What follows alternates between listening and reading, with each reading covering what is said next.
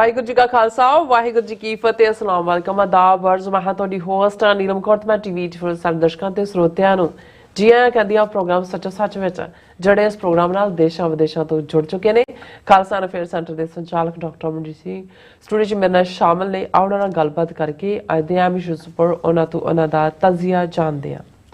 ਜੀ ਡਾਕਟਰ ਸਾਹਿਬ ਵਾਹਿਗੁਰੂ ਜੀ ਕਾ ਖਾਲਸਾ ਵਾਹਿਗੁਰੂ ਜੀ ਕੀ ਫਤਿਹ। हाँ जी नीलम कौर जी ਤੁਹਾਨੂੰ ਵੀ ਤੇ ਦੁਨੀਆ ਭਰ ਚ ਬੈਠੇ ਸਾਡੇ ਬਹੁਤ ਹੀ ਪਿਆਰੇ ਸੋਹਣੇ ਸਿਆਣੇ ਟੀਵੀ 84 ਦੇ ਦਰਸ਼ਕਾਂ ਨੂੰ ਵੀ ਵਾਹਿਗੁਰੂ ਜੀ ਕਾ ਖਾਲਸਾ ਵਾਹਿਗੁਰੂ ਜੀ ਕੀ ਫਤਿਹ। ਸਾਡੇ ਬਹੁਤ ਹੀ ਪਿਆਰੇ ਮੁਸਲਮਾਨ ਭੈਣਾਂ ਭਰਾਵਾਂ ਨੂੰ अस्सलाम वालेकुम। ਗੰਗਾ ਜਮਨੀ ਤਹਿਜ਼ੀਬ ਦੇ ਹਿੰਦੂ ਤਵੀਆਂ ਨੂੰ नमो नमः। जी डॉक्टर साहब जी आनू प्रोग्राम सचो सच विच बहुत मेहरबानी जी। डॉक्टर साहब अज 5 फरवरी 2025 24 माघ नानकशाही संमत 556 ਦਾ ਦਿਨ ਹੈ ਤੇ ਡਾਕਟਰ ਸਾਹਿਬ ਪ੍ਰੋਗਰਾਮ ਸ਼ੁਰੂ ਕਰਨ ਤੋਂ ਪਹਿਲਾਂ ਅਸੀਂ ਦਰਸ਼ਕਾਂ ਤੇ ਸਰੋਤਿਆਂ ਨੂੰ ਹਮੇਸ਼ਾ ਤਰ੍ਹਾਂ ਦੱਸੀਏ ਵਿਊਅਰਸ ਜੇ ਤੁਸੀਂ ਹੱਕ ਸੱਚ ਇਨਸਾਫ ਤੇ ਪਹਿਰਾ ਦਿਨ ਦਾ ਇੱਕੋ ਇੱਕ ਚੈਨਲ ਟੀਵੀ 84 ਨੂੰ ਦੇਖਣਾ ਚਾਹੁੰਦੇ ਹੋ ਤਾਂ ਤੁਸੀਂ ਦੇਖ ਸਕਦੇ ਹੋ ਸਪੈਕਟਰਮ ਕੇਬਲ, ਆਰਸੀਐਨ ਕੇਬਲ, ਵੈਲਫਰਮ ਕੈਨੇਡਾ, roku, ਜਾਦੂ ਬਾਕਸ, ਸ਼ਾਵਾ, ਫੇਸਬੁੱਕ ਟੀਵੀ 84 ਦੀ ਐਪ ਰਾਹੀਂ online streaming and IP box ਤੇ ਤੁਸੀਂ ਟੀਵੀ 84 ਨੂੰ ਦੇਖ ਸਕਦੇ ਹੋ। ਵਿਊਅਰਸ ਜੇ ਤੁਸੀਂ ਟੀਵੀ 84 ਨਾਲ ਜੋ ਪ੍ਰੋਗਰਾਮ ਸੱਚੋ ਸੱਚ ਨਾਲ ਫੇਸਬੁੱਕ ਰਾਹੀਂ ਜੁੜੇ ਹੋ ਤਾਂ ਇਸ ਨੂੰ ਵੱਧ ਤੋਂ ਵੱਧ ਲਾਈਕ ਕਰੋ ਤੇ ਸ਼ੇਅਰ ਕਰੋ ਅਤੇ ਨਾਲ ਹੀ YouTube ਤੇ ਸਬਸਕ੍ਰਾਈਬ ਵੀ ਕਰੋ। ਇਹ ਵੀ ਦੱਸ ਦੇ ਕਿ ਤੁਸੀਂ ਟੀਵੀ 84 ਦੀ ਐਪ ਨੂੰ ਐਂਡਰੋਇਡ ਐਂਡ ਐਪ ਸਟੋਰ ਤੇ ਡਾਊਨਲੋਡ ਕਰਕੇ ਜੋ ਟੀਵੀ 84 ਦੀ ਲਾਈਵ ਸਟ੍ਰੀਮ ਹੈ ਇਸ ਨੂੰ ਤੁਸੀਂ 24 ਆਵਰਸ ਦੇਖ ਸਕਦੇ ਹੋ। ਸੋ ਵਿਊਅਰਸ ਪ੍ਰੋਗਰਾਮ ਦੀ ਸ਼ੁਰੂਆਤ ਕਰਾਂਗੇ ਅੱਜ ਦੀ ਸਪਾਂਸਰਸ਼ਿਪ ਦੇ ਵਾਲੇ ਨਾਲ ਕਿ ਅੱਜ ਦੇ ਪ੍ਰੋਗਰਾਮ ਸੱਚੋ ਸੱਚ ਨੂੰ ਸਪਾਂਸਰ ਕੀਤਾ ਗਿਆ ਹੈ ਮੈਰੀਲੈਂਡ ਤੋਂ ਸਰਦਾਰ ਪ੍ਰੀਤ ਸਿੰਘ ਜੀ ਹੋਰਾਂ ਵੱਲੋਂ। ਸੋ ਇਹਨਾਂ ਟੀਵੀ 84 ਦੀ ਸਪੋਰਟ ਕਰਨ ਲਈ ਕਿਹਾ ਔਰ ਖਾਲਸਾਨ ਦੀ ਪ੍ਰਾਪਤੀ ਲਈ ਉਹਨਾਂ ਨੇ ਅਰਦਾਸ ਕੀਤੀ ਹੈ। ਸੋ ਅੱਜ ਦੀ ਸਪਾਂਸਰਸ਼ਿਪ ਲਈ ਅਸੀਂ ਸਰਦਾਰ ਪ੍ਰੀਤ ਸਿੰਘ ਹੋਰਾਂ ਦਾ ਤਹਿ ਦਿਲ ਤੋਂ ਧੰਨਵਾਦ ਕਰਦੇ ਹਾਂ ਔਰ ਤੁਹਾਨੂੰ ਵੀ ਅਪੀਲ ਦੀ ਬੇਨਤੀ ਕਰਦੇ ਹਾਂ ਕਿ ਤੁਸੀਂ ਪ੍ਰੋਗਰਾਮ ਸੱਚੋ ਸੱਚ ਨੂੰ ਵੱਧ ਤੋਂ ਵੱਧ ਸਪਾਂਸਰ ਕਰੋ। ਸਪਾਂਸਰਸ਼ਿਪ ਲਈ ਤੁਸੀਂ ਸਾਨੂੰ ਕਾਲ ਕਰ ਸਕਦੇ ਸਾਰੇ ਫੋਨ ਨੰਬਰ ਤੇ 5166619184 ਸੇਮ ਨੰਬਰ ਤੇ WhatsApp ਕਰ ਸਕਦੇ ਹੋ। ਤੁਸੀਂ ਸਾਨੂੰ ਈਮੇਲ ਵੀ ਕਰ ਸਕਦੇ info@tv84.tv ਤੇ। ਸੋ ਵਿਊਅਰਸ ਪਹਿਲੇ ਸਮੇਂ ਦੇ ਵਿੱਚ ਆਪਾਂ ਗੱਲਬਾਤ ਕਰਨ ਜਾ ਰਹੇ ਹਾਂ ਅਮਰੀਕਾ ਦੇ ਹਵਾਲੇ ਨਾਲ ਕਿ ਬੀਤੀ ਕੱਲ ਅਮਰੀਕੀ ਪ੍ਰੈਜ਼ੀਡੈਂਟ ਟਰੰਪ ਵੱਲੋਂ ਇਜ਼ਰਾਈਲ ਪ੍ਰਾਈਮ ਮਿਨਿਸਟਰ ਨੇਤਨਯਾਹੂ ਨਾਲ ਕੀਤੀ ਸਾਂਝੀ ਪ੍ਰੈਸ ਕਾਨਫਰੰਸ ਦੌਰਾਨ ਟਰੰਪ ਨੇ ਗਜ਼ਾ ਪੱਟੀ ਨੂੰ ਆਪਣੇ ਕਬਜ਼ੇ ਵਿੱਚ ਲੈਣ ਦੀ ਗੱਲ ਕੀਤੀ ਸੀ ਔਰ ਜਿਸ ਦੇ ਦੁਨੀਆ ਭਰ ਵਿੱਚ ਇੱਕ ਸਿਆਸੀ ਤੂਫਾਨ ਖੜਾ ਕਰ ਦਿੱਤਾ ਸੀ। ਸੋ ਇਸਲਾਮਿਕ ਦੇਸ਼ਾਂ ਤੋਂ ਇਲਾਵਾ ਅਮਰੀਕਾ ਦੇ ਸਹਿਯੋਗੀ ਦੇਸ਼ਾਂ ਜਿਵੇਂ UK, ਆਸਟ੍ਰੇਲੀਆ, ਆਇਰਲੈਂਡ ਆਦਿ ਨੇ ਵੀ ਇਸ ਦਾ ਤਿੱਖਾ ਵਿਰੋਧ ਕੀਤਾ ਹੈ ਅਤੇ ਟੂ ਨੇਸ਼ਨ ਥਿਊਰੀ ਨੂੰ ਹੀ ਮਸਲੇ ਦਾ ਹੱਲ ਦੱਸਿਆ। ਸੋ ਇਸ ਬਾਰੇ ਆਪਾਂ ਗੱਲਬਾਤ ਕਰਨ ਜਾ ਰਹੇ ਹਾਂ। ਸੋ ਅਸੀਂ ਚਾਹਾਂਗੇ ਕਿ ਤੁਸੀਂ ਇਸੇ ਤਰ੍ਹਾਂ ਬਣੇ ਰਹਿਣਾ। ਦੇਖਣ ਸੁਣਨ ਲਈ ਤੁਹਾਡਾ ਸਭ ਦਾ ਬਹੁਤ ਬਹੁਤ ਸ਼ੁਕਰੀਆ। ਜੀ ਡਾਕਟਰ ਸਾਹਿਬ ਕੀ ਵਿਚਾਰਾਂ ਨੇ? ਸਭ ਤੋਂ ਪਹਿਲਾਂ ਤਾਂ ਅੱਜ ਦੇ ਪ੍ਰੋਗਰਾਮ ਨੂੰ ਸਪਾਂਸਰ ਕਰਨ ਲਈ ਅਸੀਂ ਮੈਰੀਲੈਂਡ ਸਟੇਟ ਦੇ ਬਾਲਟੀਮੋਰ ਸ਼ਹਿਰ ਦੇ ਵਾਸੀ ਵੀਰ ਪ੍ਰੀਤ ਸਿੰਘ ਉਹਨਾਂ ਦਾ ਸ਼ੁਕਰੀਆ ਅਦਾ ਕਰਦੇ ਹਾਂ ਜੀ। ਇਹ ਬਾਲਟੀਮੋਰ ਵਾਲੇ ਸਾਡੇ ਵੀਰਾਂ ਨੇ ਵੀ 15 ਦਸੰਬਰ ਨੂੰ ਗੁਰਦੁਆਰਾ ਸਿੰਘ ਸਭਾ ਬ੍ਰੈਡਿਕ ਰੋਡ ਦੇ ਵਿੱਚ ਹੋਏ ਟੀਵੀ 84 ਦੇ ਫੰਡ ਰੇਜ਼ਰ 'ਚ ਭਰਪੂਰ ਯੋਗਦਾਨ ਪਾਇਆ ਔਰ ਸਾਡੇ ਲਈ ਹਮੇਸ਼ਾ ਹੀ ਜਦੋਂ ਅਸੀਂ ਕੋਈ ਵੀ ਐਕਟੀਵਿਟੀ ਵਾਸ਼ਿੰਗਟਨ DC 'ਚ ਵੀ ਕਰਦੇ ਰਹੇ ਹਾਂ ਉਹਦੇ ਵਿੱਚ ਬਾਲਟੀਮੋਰ ਦੇ ਗੁਰਦੁਆਰਾ ਸਾਹਿਬਾਨ ਔਰ ਖ਼ਾਸ ਤੌਰ 'ਤੇ ਸਾਡੇ ਵੀਰ ਜਿਹੜੇ ਖਾਲਿਸਤਾਨ ਨੂੰ ਪਰਨਾਏ ਹੋਏ ਨੇ ਬੇਸ਼ੱਕ ਕਮੇਟੀਆਂ ਕਿਸ ਥਾਂ 'ਤੇ ਕੀ ਰੋਲ ਅਦਾ ਕਰਦੀਆਂ ਨੇ ਉਹ ਇੱਕ ਵੱਖਰਾ ਵਿਸ਼ਾ ਬਣ ਜਾਂਦਾ ਲੇਕਿਨ ਅਸੀਂ ਸਮਝਦੇ ਹਾਂ ਵੀ ਜਿੱਥੇ ਇੰਡੀਵਿਜੂਅਲਸ ਕਮਿਟਡ ਹੋਣ ਕੋਈ ਜ਼ਰੂਰੀ ਨਹੀਂ ਹੈ ਵੀ ਤੁਸੀਂ ਕਮੇਟੀਆਂ ਦੇ ਸਟਰਕਚਰ ਰਾਹੀਂ ਹੀ ਕੋਈ ਮਦਦ ਕਰ ਸਕਦੇ ਹੋ ਇੰਡੀਵਿਜੂਅਲੀ ਵੀ। ਔਰ ਇਹੀ ਕਾਰਨ ਹੈ ਕਿ ਬਾਲਟੀਮੋਰ ਤੋਂ ਵਾਸ਼ਿੰਗਟਨ DC 'ਚ ਹੋਣ ਵਾਲੇ ਪ੍ਰੋਟੈਸਟ ਦੇ ਵਿੱਚ ਵੀ ਸ਼ਮੂਲੀਅਤ ਹੁੰਦੀ ਹੈ। ਹੁਣ ਜਿਵੇਂ 5 ਅਪ੍ਰੈਲ ਨੂੰ ਖਾਲਸਾ ਡੇ ਪੈਰੇਡ ਜਿਹੜਾ ਕਿ ਆਪਣੇ ਆਪ ਦੇ ਵਿੱਚ ਬੜਾ ਯੂਨੀਕ ਫੀਚਰ ਹੁੰਦਾ ਹੋਣ ਜਾ ਰਹੀ ਹੈ। ਇਸ ਦੇ ਵਿੱਚ ਵੀ ਪਿਛਲੀਆਂ ਪੈਰੇਡਸ 'ਚ ਬਾਲਟੀਮੋਰ ਦੀ ਕਾਫੀ ਵੱਡੀ ਕੰਟਰੀਬਿਊਸ਼ਨ ਹੈ ਔਰ ਅਸੀਂ ਵੀਰ ਪ੍ਰੀਤ ਸਿੰਘ ਔਰ ਉਹਨਾਂ ਦੇ ਬਾਕੀ ਵੀਰਾਂ ਦਾ ਸ਼ੁਕਰੀਆ ਅਦਾ ਕਰਦੇ ਹਾਂ ਜਿਹੜੇ ਹਮੇਸ਼ਾ ਹੀ ਟੀਵੀ 84 ਤੇ ਨਜ਼ਰੇ ਇਨਾਇਤ ਰੱਖਦੇ ਨੇ ਔਰ ਸਾਡੇ ਇਹਨਾਂ ਪ੍ਰੋਗਰਾਮਾਂ ਨੂੰ ਪਸੰਦ ਕਰਦੇ ਨੇ ਕਿਉਂਕਿ ਖਾਲਿਸਤਾਨ ਨਾਲ ਜੁੜੇ ਹੋਏ ਨੇ। ਬਿਲਕੁਲ ਕੱਲ ਜਦੋਂ ਅਸੀਂ ਪ੍ਰੋਗਰਾਮ ਲਾਈਵ ਕਰ ਰਹੇ ਸੀ ਉਦੋਂ ਹੀ ਆਲਮੋਸਟ ਪ੍ਰੈਜ਼ੀਡੈਂਟ ਟਰੰਪ ਔਰ ਨੇਤਨਯਾਹੂ ਉਹਨਾਂ ਦੀ ਪ੍ਰੈਸ ਕਾਨਫਰੰਸ ਖਤਮ ਹੋਈ ਸੀ। ਸੋ ਅਸੀਂ ਕੋਸ਼ਿਸ਼ ਕੀਤੀ ਸੀ ਹਾਲਾਂ ਬਹੁਤ ਸਾਰਿਆਂ ਨੇ ਜਿਹੜੀਆਂ ਟਿੱਪਣੀਆਂ ਅੱਜ ਕੀਤੀਆਂ ਨੇ ਪਰ ਕਿਉਂਕਿ ਲਾਈਵ ਸ਼ੋਅ ਦਾ ਇਹ ਐਡਵਾਂਟੇਜ ਵੀ ਹੁੰਦਾ ਔਰ ਅੱਜ ਕੱਲ੍ਹ ਇਹ ਸਾਰੀ ਇਕਵਿਪਮੈਂਟ ਦੇ ਨਾਲ ਤੁਸੀਂ ਜਿਹੜਾ ਉਹ ਕਰੰਟ ਖਬਰਾਂ ਦੇ ਉੱਤੇ ਵੀ ਟਿੱਪਣੀ ਕਰ ਸਕਦੇ ਹੋ। ਹਾਲਾਂ ਉਦੋਂ ਤੱਕ ਬਾਕੀ ਦੁਨੀਆ ਨੇ ਇਸ 'ਤੇ ਕੀ ਰਿਐਕਟ ਕੀਤਾ ਉਸ ਦਾ ਜ਼ਿਕਰ ਅਸੀਂ ਅੱਜ ਕਰਾਂਗੇ ਪਰ ਕੱਲ੍ਹ ਹੀ ਅਸੀਂ ਇਹ ਦੱਸ ਦਿੱਤਾ ਸੀ। ਹਾਲਾਂਕਿ ਇਸ ਨੂੰ ਕਿਸੇ ਨੇ ਮੀਡੀਆ ਨੇ ਬੰਬ ਸ਼ੈਲ ਕਿਹਾ ਸੀ ਔਰ ਜਿਹੜੇ ਮੀਡੀਆ ਬਰੀਫਿੰਗ ਰੂਮ ਜਿਹਦੇ 'ਚ ਜੁਆਇੰਟ ਪ੍ਰੈਸ ਕਾਨਫਰੰਸ ਸੀ, ਬਹੁਤ ਸਾਰੇ ਜਿਹੜੇ ਉਹ ਸਰਪ੍ਰਾਈਜ਼ ਸੀ। ਕਈ ਜਿਹੜੇ ਨੇ ਉਹਨਾਂ ਦਾ ਇਹ ਸੀ ਕਿ ਵੀ ਸਾਨੂੰ ਪਤਾ ਹੀ ਨਹੀਂ ਲੱਗ ਰਿਹਾ ਵੀ ਹਾਊ ਸ਼ੁੱਡ ਵੀ ਰਿਐਕਟ, ਕਿਉਂਕਿ ਇਹ ਬਿਲਕੁਲ ਇੱਕ ਹੁੰਦਾ ਵੀ ਕੋਈ ਚੀਜ਼ ਆਊਟ ਆਫ ਦਾ ਬਾਕਸ ਹੋਣਾ, ਪਰ ਜਿੱਥੇ ਇਨਸਾਨੀ ਖੂਨ, ਇਨਸਾਨੀ ਜਾਨਾਂ ਔਰ ਉਹ ਕਨਫਲਿਕਟ ਜਿਹੜਾ ਲਗਭਗ 100 ਸਾਲ ਤੋਂ ਹੀ ਕਹਿਣਾ ਹੋਏ, ਬੇਸ਼ੱਕ ਇਜ਼ਰਾਈਲ ਦੀ ਹੋਂਦ ਤਾਂ 1948 ਦੇ ਵਿੱਚ ਹੁੰਦੀ ਹੈ ਜਦੋਂ ਕਿ United Nations security council existing ਫਲਸਤੀਨ ਨੂੰ 2 ਹਿੱਸਿਆਂ 'ਚ ਵੰਡਣ ਦੀ ਗੱਲ ਕਰਦੀ ਹੈ ਔਰ ਇਜ਼ਰਾਈਲ ਦੀ ਹੋਂਦ ਨੂੰ ਜਿਹੜਾ ਉਹ ਸਾਹਮਣੇ ਲਿਆਂਦਾ ਜਾਂਦਾ, ਪਰ ਇਸ ਖਿੱਤੇ ਦੀ middle East the in general ਔਰ ਫਲਸਤੀਨ ਦਾ ਇਨ ਪਾਰਟਿਕੂਲਰ ਜੇ ਅਸੀਂ ਇਤਿਹਾਸ ਦੇਖੀਏ ਤਾਂ ਇਹ ਫਿਰ ਸੈਂਚਰੀਜ਼ ਪੁਰਾਣਾ ਚਲਾ ਜਾਂਦਾ। ਇਹਦੇ 'ਚ ਕੋਈ ਸ਼ੱਕ ਨਹੀਂ ਹੈ ਕਿ ਜਦੋਂ ਅਸੀਂ ਯਹੂਦੀਆਂ ਦੀ ਜਾਂ ਇਹਨਾਂ ਦੇ ਉੱਤੇ ਹੋਏ ਜ਼ੁਲਮਾਂ ਦੀ ਗੱਲ ਕਰਦੇ ਹਾਂ, ਹਮੇਸ਼ਾ ਹੀ ਇੱਕ ਸਿੰਪੈਥੀ ਫੈਕਟਰ ਵੀ ਹੈ ਔਰ ਇਹਦੇ 'ਚ ਕੋਈ ਸ਼ੱਕ ਨਹੀਂ ਹੈ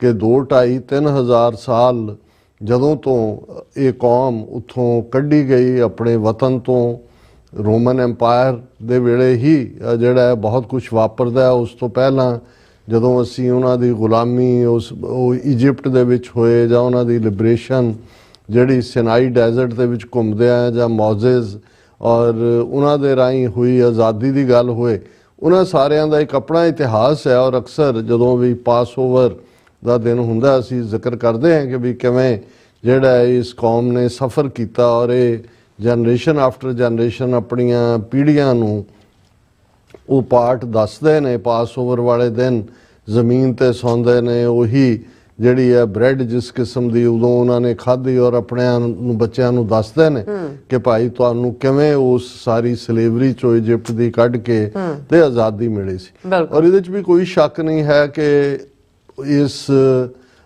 ਖਿੱਤੇ ਨੇ ਹਮੇਸ਼ਾ ਹੀ ਸਫ਼ਰ ਕੀਤਾ ਹੈ। ਰੋਮਨ ਐਮਪਾਇਰ ਜਦੋਂ ਈਸਾਈਅਤ ਦੇ ਵਿੱਚ ਪਹਿਲਾਂ ਤਾਂ ਜਦੋਂ ਰੋਮ ਜ਼ਾਹਰ ਹੈ ਰੋਮ ਇਟਲੀ ਦੇ ਵਿੱਚ ਹੈ ਔਰ ਇਹ ਜਿਹੜਾ ਸਾਰਾ ਕਲਚਰ ਸੀ ਇਹ ਪੋਲੀਥੀਸਟ ਸੀ, ਮਲਟੀਪਲ ਦੇਵਤਿਆਂ ਨੂੰ ਮੰਨਣ ਵਾਲੇ, ਗ੍ਰੀਕ ਗੋਡਸ ਨੂੰ ਮੰਨਣ ਵਾਲੇ। ਔਰ ਜੀਸਸ ਦੇ ਖਿਲਾਫ ਜਦੋਂ ਜੀਸਸ ਜਿਹੜੇ ਕ੍ਰਿਸਚੀਅਨਿਟੀ ਦੇ ਫਾਦਰ ਨੇ ਜਾਂ ਸਨ ਆਫ ਦਾ ਗੋਡ ਜਿਨ੍ਹਾਂ ਨੂੰ ਕਿਹਾ ਜਾਂਦਾ, ਉਹ ਇਨਫੈਕਟ ਇੱਕ ਫਲਸਤੀਨੀ ਯਹੂਦੀ ਸਨ। ਉਹਨਾਂ ਦਾ ਜਨਮ ਬੈਥਲਹੈਮ ਦੇ ਵਿੱਚ ਹੋਇਆ ਹੈ। ਸਾਰਾ ਖਿੱਤਾ ਔਰ ਜਿਹੜੇ ਪ੍ਰੋਮੀਨੈਂਟ 3-4 ਵੱਡੇ ਧਰਮ ਜ਼ੋਰੈਸਟਰੀਅਨਿਜ਼ਮ, ਜੂਡਾਇਜ਼ਮ, ਕ੍ਰਿਸਚੀਅਨਿਟੀ ਔਰ ਇਸਲਾਮ, ਇਹਨਾਂ ਸਾਰਿਆਂ ਦੀ ਜਨਮ ਭੂਮੀ ਇਹੀ ਹੈ। ਔਰ ਅਫਸੋਸ ਇਸ ਗੱਲ ਦਾ ਹੈ ਵੀ ਜਿਸ ਧਰਤੀ ਦੇ ਉੱਤੇ ਇੰਨੇ ਪੈਗੰਬਰ ਆਏ, ਜਦੋਂ ਤੁਸੀਂ ਕੁਰਾਨ ਮਜੀਦ 'ਚ ਵੀ ਦੇਖਦੇ ਹੋ ਸ਼ਾਇਦ 1.25 ਲੱਖ ਤੋਂ ਜ਼ਿਆਦਾ ਪੈਗੰਬਰਾਂ ਦਾ ਜ਼ਿਕਰ ਹੈ ਜਿਹੜੇ ਪੈਗੰਬਰ ਹੋਏ ਔਰ ਸਾਰੇ ਉਸੇ ਹੀ ਖਿੱਤੇ ਦੇ ਵਿੱਚ ਹੋਏ। ਉਹਨਾਂ ਦੇ ਵਿੱਚ ਕੋਈ ਇੰਡੀਆ ਜਾਂ ਅਫਰੀਕਾ ਦੇ ਪੈਗੰਬਰਾਂ ਦਾ ਤਾਂ ਜ਼ਿਕਰ ਨਹੀਂ ਹੈ, ਲੇਕਿਨ ਇਹਦੇ ਬਾਵਜੂਦ ਇਹ ਆਇਰਨੀ ਇਹਨੂੰ ਕਹੋ ਜਾਂ ਇਸ ਨੂੰ ਇਨਸਾਨੀ ਗਰੀਡ ਨਾਲ ਜੋੜ ਕੇ ਕਹੋ ਜਾਂ ਕੁਝ ਵੀ ਕਹੋ ਕਿ ਇਹ ਖਿੱਤਾ ਇੰਨਾ ਲੰਬਾ ਸਮਾਂ ਅਨਸਟੇਬਲ ਰਿਹਾ, ਲਗਭਗ 650 ਸਾਲ ਦੇ ਕਰੀਬ। ਤਾਂ ਇਹ ਜਿਹੜੀ ਸਲਤਨਤ ਉਸਮਾਨੀਆ ਜਿਹਨੂੰ ਆਟੋਮੈਨ ਐਮਪਾਇਰ ਕਿਹਾ ਜਾਂਦਾ ਉਹਨਾਂ ਦੇ ਥੱਲੇ ਸੀ। ਔਰ ਬਹੁਤ ਘੱਟ ਨੂੰ, ਕਿਉਂਕਿ ਸਾਡੇ ਵੀ ਬਹੁਤ ਸਾਰੇ ਵੀਰਾਂ ਭੈਣਾਂ ਨੂੰ ਜਿਹੜਾ ਕੋਈ ਹਿਸਟਰੀ ਦਾ ਔਰ ਆਪਣੀ ਹਿਸਟਰੀ ਪੜ੍ਹਨ ਦਾ ਸ਼ੌਕ ਨਹੀਂ ਹੈ, ਬਾਕੀ ਤਾਂ ਦੁਨੀਆ ਦਾ ਕੀ ਜਾਣਨਾ, ਪਰ ਇਹ ਜੇ ਇੱਕ ਮੋਟੇ ਤੌਰ ਤੇ ਕਹਿਣਾ ਹੋਏ ਕਿ ਵੀ ਇਸ ਸਾਰੇ ਦੀਆਂ ਜਿਹੜੀਆਂ ਜੜ੍ਹਾਂ ਨੇ ਉਹ ਲਗਭਗ 100 ਸਾਲ ਪਹਿਲਾਂ ਜਦੋਂ ਫਸਟ ਵਰਲਡ ਵਾਰ ਖਤਮ ਹੁੰਦਾ ਹੈ 1914 ਤੋਂ 1918 ਤੱਕ, ਕਿਉਂਕਿ ਆਲਮੋਸਟ 650-700 ਸਾਲ ਇਹ ਸਾਰਾ ਮਿਡਲ ਈਸਟ ਜਿਹਦੇ 'ਚ ਸਾਰੇ ਦੇਸ਼ ਅੱਜ ਵਸੇ ਹੋਏ ਨੇ, ਸਾਊਦੀ ਅਰੇਬੀਆ, ਜਾਰਡਨ, सीरिया और इराक और कुवैत और ਜਿਹੜਾ ਲੈਬਨਾਨ, ਇਹ ਸਾਰੇ ਹੀ ਜਿਹੜੇ ਨੇ ਆਟੋਮੈਨ ਐਮਪਾਇਰ ਦਾ ਹਿੱਸਾ ਸੀ। ਔਰ ਫਸਟ ਵਰਲਡ ਵਾਰ ਵੇਲੇ ਆਟੋਮੈਨ ਐਮਪਾਇਰ ਦੇ ਖਿਲਾਫ ਹੀ ਬ੍ਰਿਟਿਸ਼ ਔਰ ਫ੍ਰੈਂਚ ਔਰ ਯੂਰਪੀਅਨ ਪਾਵਰ ਸੀ, ਇਹ ਜਰਮਨ ਦੇ ਨਾਲ ਅਲਾਈ ਕਰਦੇ ਸੀ। ਸੋ ਇਹਨਾਂ ਦੀ ਡਿਫੀਟ ਹੋਈ ਇਸ ਖਿੱਤੇ ਦੇ ਵਿੱਚ। ਅੱਜ ਦਾ ਜਿਹੜਾ ਤੁਰਕੀ ਹੈ ਜਿਹਨੂੰ ਟਰਕੀ ਅੰਗਰੇਜ਼ੀ ਵਾਲੇ ਕਹਿੰਦੇ ਨੇ, ਔਰ ਇੱਕ ਜ਼ਮਾਨੇ 'ਚ ਜਿਹੜੇ ਸਾਡੇ ਖਿੱਤੇ ਦੇ ਵਿੱਚ ਜਦੋਂ ਅੱਡ-ਅੱਡ ਮੁਲਕਾਂ ਦਾ ਅਰਬਸਤਾਨ ਕਿਹਾ ਜਾਂਦਾ ਸੀ, ਤੁਰਕਸਤਾਨ ਕਿਹਾ ਜਾਂਦਾ ਸੀ, ਤੁਰਕ ਲਫ਼ਜ਼ ਸਾਡੇ ਖਿੱਤੇ ਦੇ ਵਿੱਚ ਈਵਨ ਮੁਸਲਮਾਨਾਂ ਦੇ ਨਾਲ ਵੀ ਸਿਨੋਨਿਮਸ ਬਣ ਗਿਆ, ਕਿਉਂਕਿ ਜਿਹੜਾ ਇਹਨਾਂ ਦੀ ਜਦੋਂ ਤੁਸੀਂ ਹਿਸਟਰੀ ਦੇਖਦੇ ਹੋ ਤੇ ਕਿੱਥੋਂ ਕੌਣ ਹਿੱਲਿਆ ਔਰ ਇਹ ਉਹਨਾਂ ਦਾ ਜਾ ਕੇ ਸੰਬੰਧ ਜਿਹੜਾ ਉਹ ਇਹ ਸਾਰੇ ਸੈਂਟਰਲ ਏਸ਼ੀਆ ਦੇ ਅੱਡ-ਅੱਡ ਕਬੀਲੇ, ਚੰਗੇਜ਼ ਖਾਨ, ਹਲਾਕੂ ਦੀ ਔਲਾਦ ਬਾਬਰ ਜਿਹੜਾ ਉਜ਼ਬੈਕ ਸੀ ਉਹ ਇਧਰ ਨੂੰ ਆਇਆ, ਤੁਰਕਾਂ ਦਾ ਰਾਜ ਹੋਇਆ ਔਰ ਇਧਰ ਜਿਹੜੇ ਨੇ ਆਪਣਾ ਉਹਨਾਂ ਨੇ ਵੱਡਾ ਜਿਹੜਾ ਐਮਪਾਇਰ ਔਰ ਦੁਨੀਆ ਦੇ ਵਿੱਚ ਜੇ ਐਗਜ਼ਿਸਟਿੰਗ ਐਮਪਾਇਰਸ ਕਹਿਣਾ ਹੋਏ ਤਾਂ ਉਹਨਾਂ ਦੇ ਵਿੱਚ ਇਨਸਾਨੀ ਤਾਰੀਖ ਦਾ ਵੱਡਾ ਐਮਪਾਇਰ ਸੀ ਆਟੋਮਨ ਐਮਪਾਇਰ, ਜਿਹਦੀਆਂ ਜੜ੍ਹਾਂ ਯੂਰਪ ਦੇ ਵਿੱਚ ਵੀ ਸੀ, ਅਫਰੀਕਾ ਦੇ ਵਿੱਚ ਵੀ ਸੀ ਔਰ ਏਸ਼ੀਆ ਦੇ ਵਿੱਚ ਵੀ ਸੀ।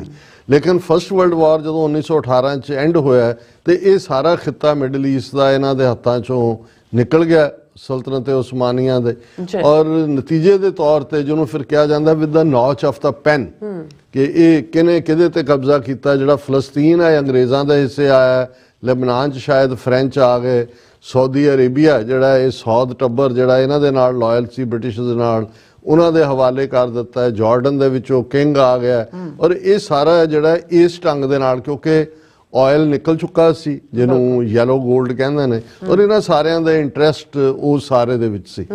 ਹਾਲਾਂ Ottoman empire 19th sanctuary and ਦੇ ਵੇਲੇ ਹੀ ਜਦੋਂ ਕਿ ਦੁਨੀਆ ਦੇ ਵਿੱਚ ਇਹਨਾਂ ਨੇ ਜ਼ਾਓਨਿਸਟ ਪ੍ਰੋਟੋਕਾਲ ਦੇ ਥੱਲੇ ਇਹਨਾਂ ਦੇ ਸਿਆਣੇ ਲੋਕ ਬੈਠੇ ਔਰ ਕਿਉਂਕਿ ਉਸ ਜ਼ਮਾਨੇ 'ਚ ਆਟੋਮਨ ਐਮਪਾਇਰ ਦੇ ਵੇਲੇ ਇਸ ਖਿੱਤੇ ਜਿਹੜਾ ਮੌਜੂਦਾ ਇਜ਼ਰਾਈਲ ਆਲਮੋਸਟ 20-21 ਹਜ਼ਾਰ ਸਕੁਅਰ ਕਿਲੋਮੀਟਰ ਟੈਰੀਟਰੀ ਵਾਲਾ ਮੁਲਕ ਇਹਨਾਂ ਨੇ ਬਣਾਇਆ, ਜਿਹਦੇ 'ਚ ਬਹੁਤ ਸਾਰੀ ਤਾਂ 67 ਦੀ ਜਿਹੜੀ ਹੈ ਵਾਰ ਤੋਂ ਬਾਅਦ 7 ਡੇ ਵਾਰ ਤੋਂ ਬਾਅਦ ਦੱਬੇ ਹੋਏ ਇਲਾਕੇ ਨੇ, ਜਿਵੇਂ ਜੈਰੂਸ਼ਲਮ ਜਾਰਡਨ ਤੋਂ ਖੋਇਆ, ਗੋਲਾਨ ਹਾਈਟਸ ਸੀਰੀਆ ਤੋਂ ਲਈਆਂ ਸੀ, ਵੈਸਟ ਬੈਂਕ ਔਰ ਦੂਸਰਾ ਜਿਹੜਾ ਹੈ ਜਾਰਡਨ ਔਰ ਦੂਸਰੇ ਤੋਂ ਲਿਆ।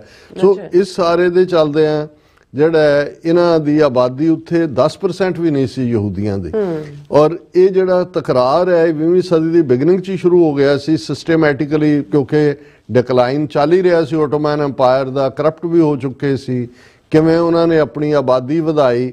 ਲੇਕਿਨ 1920 ਜਦੋਂ ਫਸਟ ਵਰਲਡ ਵਾਰ ਤੋਂ ਬਾਅਦ ਇਹ ਫਲਸਤੀਨ ਦਾ ਹਿੱਸਾ ਬ੍ਰਿਟਿਸ਼ ਦੇ ਥੱਲੇ ਆਇਆ ਸੋ ਆਲਰੇਡੀ ਜਿਹੜੇ ਯਹੂਦੀ ਹੌਲੀ ਹੌਲੀ ਟ੍ਰਿਕਲ ਕਰਕੇ ਅੰਦਰ ਆ ਰਹੇ ਸੀ ਜਾਂ ਜਿਹੜੇ ਮੁਕਾਮੀ ਸੀ ਫਲਸਤੀਨੀ ਉਹਨਾਂ ਦੇ ਵਿੱਚ ਟਕਰਾਅ ਚੱਲਦਾ ਸੀ, ਕਿਤੇ ਨਾ ਕਿਤੇ ਰਾਈਟਿੰਗ ਦੂਜੀ ਤੀਜੀ ਹੁੰਦੀ ਸੀ।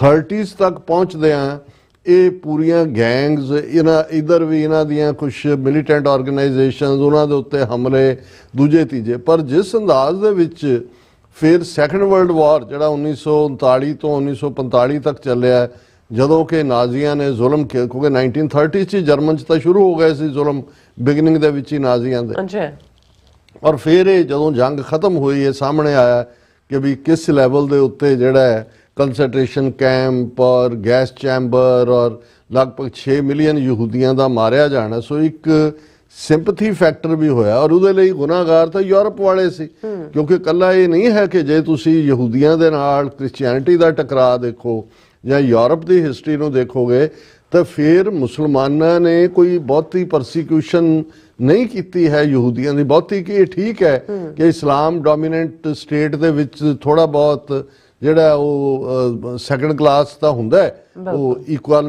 ਵਾਲਾ ਪਾਰਟ ਤਾਂ ਨਹੀਂ। ਲੇਕਿਨ ਰਾਦਰ ਉਹਨਾਂ ਜ਼ਮਾਨਿਆਂ 'ਚ ਜਦੋਂ ਇਹ ਮਾਰੇ ਫਿਰ ਰਹੇ ਸੀ 15ਵੀਂ ਸਦੀ 'ਚ ਵੀ ਇਹੀ ਜਿੱਥੇ ਬਾਅਦ ਦੇ ਵਿੱਚ ਅੱਜ ਜਿਨ੍ਹਾਂ ਨੂੰ ਅਸੀਂ ਬੋਸਨੀਆ ਹਰਜ਼ੇਗੋਵੀਨਾ ਕਹਿੰਦੇ ਆ ਔਰ ਦੂਸਰਾ ਇੱਥੇ ਹੀ ਉਹਨਾਂ ਨੂੰ ਪਨਾਹ ਦਿੱਤੀ ਗਈ ਸੀ ਯਹੂਦੀਆਂ ਨੂੰ ਔਰ ਲੇਕਿਨ ਮੈਕਸਿਮਮ ਪਰਸੀਕਿਊਸ਼ਨ ਪਾਸ ਸੈਂਚਰੀਜ਼ ਦੇ ਵਿੱਚ ਵੀ ਉਹ ਯੂਰਪ ਨੇ ਕੀਤਾ। ਕ੍ਰਿਸਚੀਅਨਸ ਨੇ ਗੁੱਡ ਫਰਾਈਡੇ ਵਾਲੇ ਦਿਨ ਹੰਟਿੰਗ ਹੁੰਦੀ ਸੀ ਇਹਨਾਂ ਦੀ ਔਰ ਸੈਕੰਡ ਵਰਲਡ ਵਾਰ ਵੇਲੇ ਵੀ ਉਹ ਸਰਬੀਆ ਹੋਏ, ਪੋਲੈਂਡ ਹੋਏ, ਯੂਕਰੇਨ ਹੋਏ, ਰਸ਼ੀਆ ਹੋਏ ਇਹ ਔਰ ਇਹਨਾਂ ਦਾ ਜਿਹੜੀ ਯੂਰਪ ਦੀ ਕਲੈਕਟਿਵ ਗਿਲਟ ਸੀ ਕਿ ਵੀ ਅਸੀਂ ਜਿਹੜਾ ਉਹ ਸਹਿਯੋਗੀ ਜਾਂ ਦੂਜਾ ਇਹਨਾਂ ਨੇ ਅੱਗੋਂ ਜਾ ਕੇ ਉਸ ਧਰਤੀ ਦੇ ਉੱਤੇ ਉਦੋਂ ਤੱਕ ਇਹਨਾਂ ਦੀ ਆਬਾਦੀ ਵੀ ਵਧਣੀ ਸ਼ੁਰੂ ਹੋ ਗਈ ਸੀ, ਜ਼ਮੀਨਾਂ ਵੀ ਭਾਰੀ ਕੀਮਤਾਂ ਦੇ ਕੇ ਇਹਨਾਂ ਦੀ ਕਿਉਂਕਿ ਪੈਸਾ ਤਾਂ ਸੀ ਇਕਨੋਮੀ ਦਾ ਕੰਟਰੋਲ ਕਰਦੇ ਸੀ। ਉਹਦੇ ਥੱਲੇ ਇੱਕ ਵੱਖਰੀ ਕਹਾਣੀ ਹੈ। ਇਹੀ ਕਾਰਨ ਹੈ ਜਦੋਂ ਅਸੀਂ ਅੱਜ ਆਪਣੇ ਪੰਜਾਬ ਦੇ ਸਿੱਖਾਂ ਨੂੰ ਇਹ ਗੱਲ ਕਹਿੰਦੇ ਆ ਵੀ ਭਾਵੇਂ ਤੁਹਾਡੇ ਕੋਲ ਕਿੱਲਾ ਜ਼ਮੀਨ ਹੈ 2 ਕਿੱਲਾ ਜ਼ਮੀਨ ਹੈ ਮਤ ਵੇਚੋ, ਸਿੱਖੋ ਕੁਛ ਕਿ ਬਈ ਇਹ ਫਲਸਤੀਨੀਆਂ ਨੇ ਵੀ ਇਵੇਂ ਹੀ 4-4 ਗੁਣਾ ਕੀਮਤਾਂ ਦੇ ਉੱਤੇ ਜਿਹੜੀ ਹੈ ਇਹਨਾਂ ਨੂੰ ਆਪਣੀਆਂ ਜਿਹੜੀਆਂ ਜ਼ਮੀਨਾਂ ਵੇਚੀਆਂ ਔਰ ਹੌਲੀ ਡਿਸਪੋਜ਼ੈਸ ਹੁੰਦੇ ਚਲੇ ਗਏ।